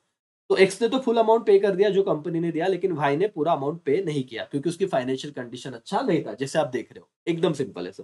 तो सवाल क्या पूछा गया, can company forfeit the share of Y, yes, क्योंकि वाई का फाइनेंशियल कंडीशन अच्छा नहीं था, उसने पैसा नहीं दिया, अनेबल टू पे, तो यस, कंपनी वाई के शेयर फोरफिट कर सकते हैं, 1 मार्क्स मिल गया। Can company forfeit the share of X, answer is no, company X के शेयर फोरफिट नहीं कर सकती, क्यों, क्योंकि उसने फुल्ली पेड कर दिया, देखो एक्स पे फुल अमाउंट ऑफ मनी जो कंपनी ने डिमांड किया था। Can x transfer is share, तो आंसर इज यस, उसको अधिकार है इंस्ट्रूमेंट ऑफ ट्रांसफर, ये वाला डॉक्यूमेंट फिल करके, अगर वो फिजिकल फॉर्म में शेयर रखता है तो वो ट्रांसफर कर सकता है अपने शेयर, और अगर डीमैट फॉर्म में तो ऑटोमेटिकली वो ट्रांसफर होगा, अगर वो डिलीवरी अगेंस्ट द पेमेंट, मतलब जो रिक्वायर कंडीशन वो सेटिस्फाई करता है तो डेफिनेटली ट्रांसफर कर सकता है, यस करके। ठीक है, हो गया दोस्तों, और इसी के साथ आप लोगों के ये जो एक्स्ट्रा क्वेश्चन है ये वापस से कुछ ऐसे करने की जरूरत तो है नहीं मेरे हिसाब से। ठीक है, तो यस, मतलब ये तो डन हो ही गए थे। ठीक है सर, चलो अब मुझे बताओ, इसमें आप लोगों को चैप्टर नंबर 3 भी डन हो गया, तो यहाँ पे आओ सर, खुशी मनाते, रिवॉर्ड दो खुद को, है ना, आज सर एक आइसक्रीम खा के आना, नहीं तो आपको जो पसंद है थोड़ा पार्टी कर लेना सर, क्योंकि आप केस स्टडी बेस्ड क्वेश्चन को ऑफिशियली डन कर रहे हो। डन हो गया सर, तीसरा चैप्टर भी डन हो गया, राइट ना, यस। अभी क्या बचा है सर, दूसरा, 3 क्वेश्चन रहेंगे बस, थोड़ा पेशेंस रखो मालिक, थोड़ा पेशेंस रखो, चीजें बहुत सही ढंग से हो जाएगी। कुछ अपने टॉपर है, ठीक है करके। इतने बच्चों को 95 प्लस मार्क्स मिले हैं, 37 स्टूडेंट, 58 स्टूडेंट। भागो मत, ढोक लो, 2 क्वेश्चन बाकी है अभी, 2 चैप्टर बाकी है। इधर हो सर, ये रहा मैं। चलो सर, जाएंगे हम लोग चैप्टर नंबर 2 पे, that is corporate finance. Simple से केस स्टडी बेस्ड क्वेश्चन है सर, बिल्कुल डरो मत दोस्तों। इधर तक आ गए हो, और थोड़ा पेशेंस मालिक, और थोड़ा पेशेंस। चलो, सोर्स ऑफ कैपिटल फाइनेंस, थोड़ा ये वाला क्वेश्चन। चलो दोस्तों, ले लिया स्क्रीनशॉट। बहुत ही सिंपल सा क्वेश्चन है दोस्तों, आप लोग बस ध्यान दीजिए, अगले कुछ मिनटों में खत्म हो जाएगा अपना ये चैप्टर।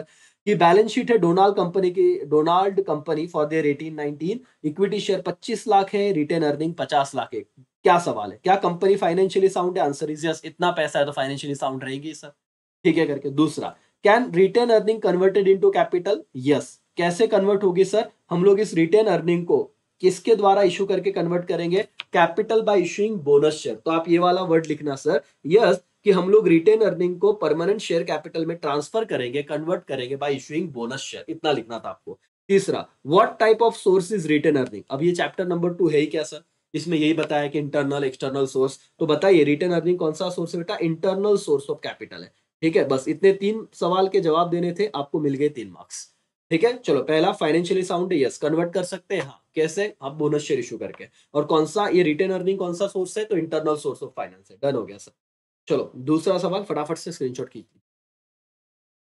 चलो दोस्तों, ले लिया स्क्रीनशॉट फटाफट से। बहुत ही सिंपल सा सवाल है, विद इन 2 मिनट्स हम लोग इसे भी डन कर देंगे। पूरा मोटिवेशन रखिए सर। सतीश एक इन्वेस्टर है, मतलब वो चाहता है कि वो ना अपना पैसा शेयर मार्केट में इन्वेस्ट करे, और उसे बहुत ज्यादा, मतलब कंपनी के प्रोडक्ट में एंड अर्न हैंडसमली, उसे बहुत ज्यादा अच्छा खासा प्रॉफिट, हैंडसमली बहुत तगड़ा प्रॉफिट कमाना है सर। सवाल है, according to which type of share Satish will choose to invest? बेटा इसका आंसर बहुत मैटर करेगा आपका। अगर उसे बहुत अच्छा खासा कमाई करना है सर, तो वो इक्विटी शेयर में इन्वेस्ट करे करके। और अगर आपने इक्विटी दिया तो उस पर डिपेंड करता है आपके आगे के आंसर। ध्यान दो, Mr. Satish will choose to invest in equity share because profitability and prosperity of the company enhance the reputation of company in the share market, और वो उसके जो शेयर का वैल्यू है वो अप्रिशिएट होगा, ठीक है, मार्केट वैल्यू शेयर का। So investing in equity share will enable him to earn handsomely. इतना मत लिखो सर, आप बोलना कि he will invest in equity share because it will enable him to earn handsomely. इतना हो गया तो भी चलेगा। तो कौन सा शेयर? Equity share. दूसरा, what does he receive as the return on investment? ये सवाल बच्चों को समझता ही नहीं।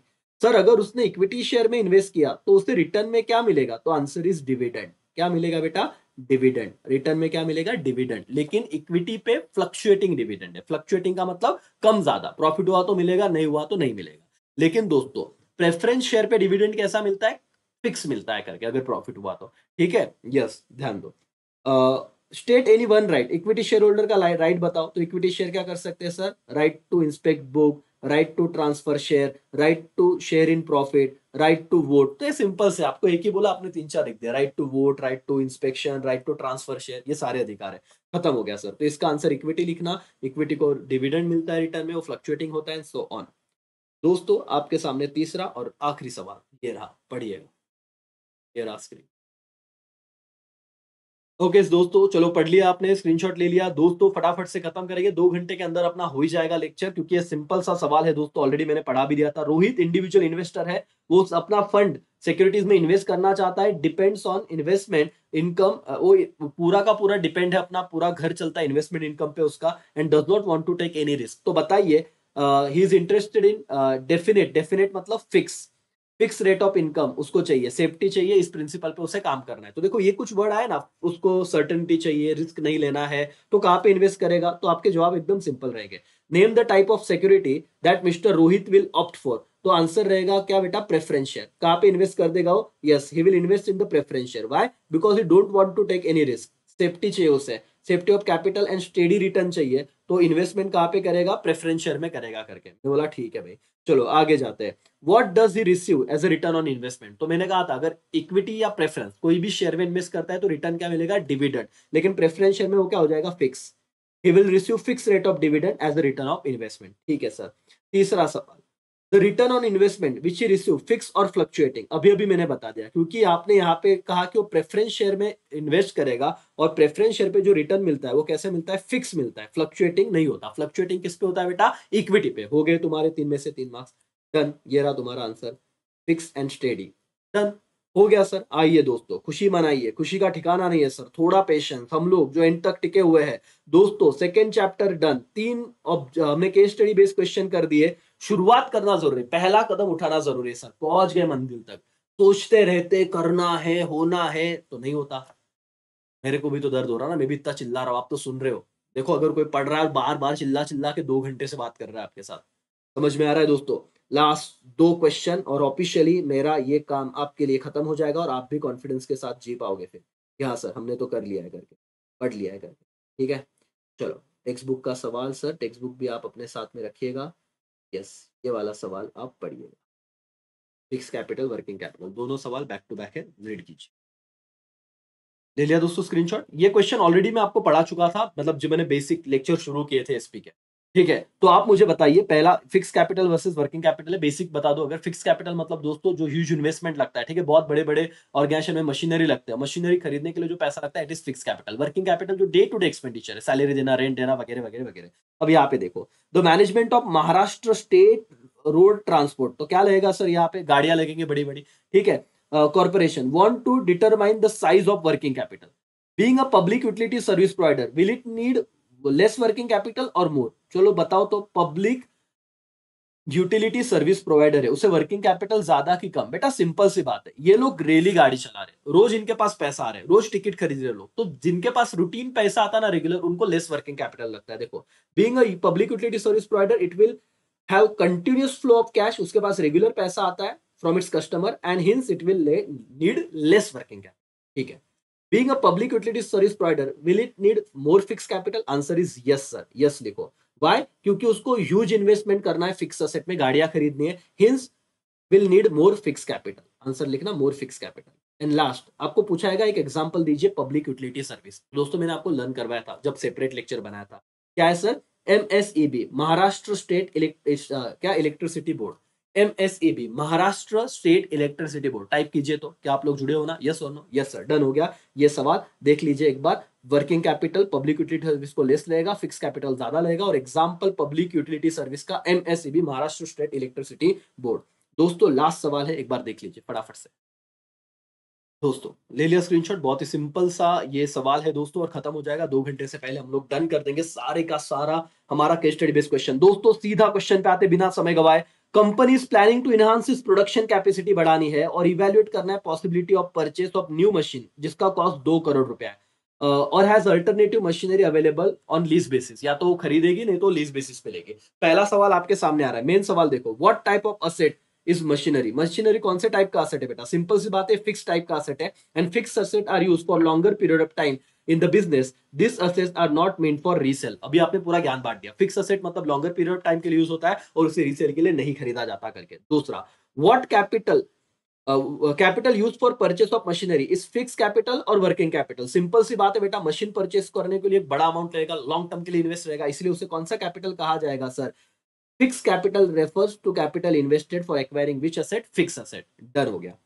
203 सवाल, does size of business determine the fixed capital requirement? Answer is yes sir, size of business definitely determine the requirement of fixed capital। अगर आपके business operation का साइज बहुत ज्यादा है, बहुत ज्यादा आप क्या कमा रहे हो सर, मतलब ऑपरेटिंग एक्टिविटी बहुत ज्यादा है, मशीनरी बहुत ज्यादा लगेगी, तो डेफिनेटली आपका फिक्स कैपिटल का रिक्वायरमेंट भी ज्यादा रहेगा। एंड दैट्स वाई दोस्तों, based on the process are automatic है, इक्विपमेंट ज्यादा लगने वाले हैं, तो हाई रिक्वायरमेंट, देखो जितने ज्यादा आपको fixed capital requirement are likely to be high because most of the production process are based on automatic machine and equipment। जितने equipment ज्यादा उतना fixed capital requirement ज्यादा, and that's why does the size of business determine the fixed capital requirement? Yes it does। Done हो गया दोस्तों, हो done. Sir और madam ध्यान दीजिए, अब आप सुकून से, सर कब से लग रहा था लेक्चर छोड़ दूं यार, बोर हो रहा, बोर मतलब इतना पढ़ रहे दिमाग कभी काम नहीं कर रहा, लेकिन पॉज ले लेके अगर आपने पूरा लेक्चर देख लिया है भाई और बहनों, तो खत्म हो गई आपकी कहानी। यहाँ पे हमने सब कंप्लीट कर दिया है, 10 के 10 चैप्टर, 32 क्वेश्चन, 2 घंटे मालिक। सो प्राउड ऑफ यू, आपके लिए तालियां बजनी चाहिए दोस्तों। अगर आपने पूरा लेक्चर देखा है, आप डिजर्व करते हो अच्छे मार्क्स, और आप लाओगे अगर आप घिसने के लिए रेडी हो तो, आप मेहनत करने के लिए रेडी हो तो दोस्तों भाई और बहनों, यहां पे हमारा ये लेक्चर होता है समाप्त। हमने कर लिए हैं सारे क्वेश्चन, डन। सिर्फ दुआ में याद रखना दोस्तों, आप अगर एक किसी के साथ नहीं ज्वाइन हो पाए तो अपने दोस्तों को जो नासिक में जरूर रेफर कीजिए, क्योंकि आपका वर्ड ऑफ माउथ बहुत मैटर करता है।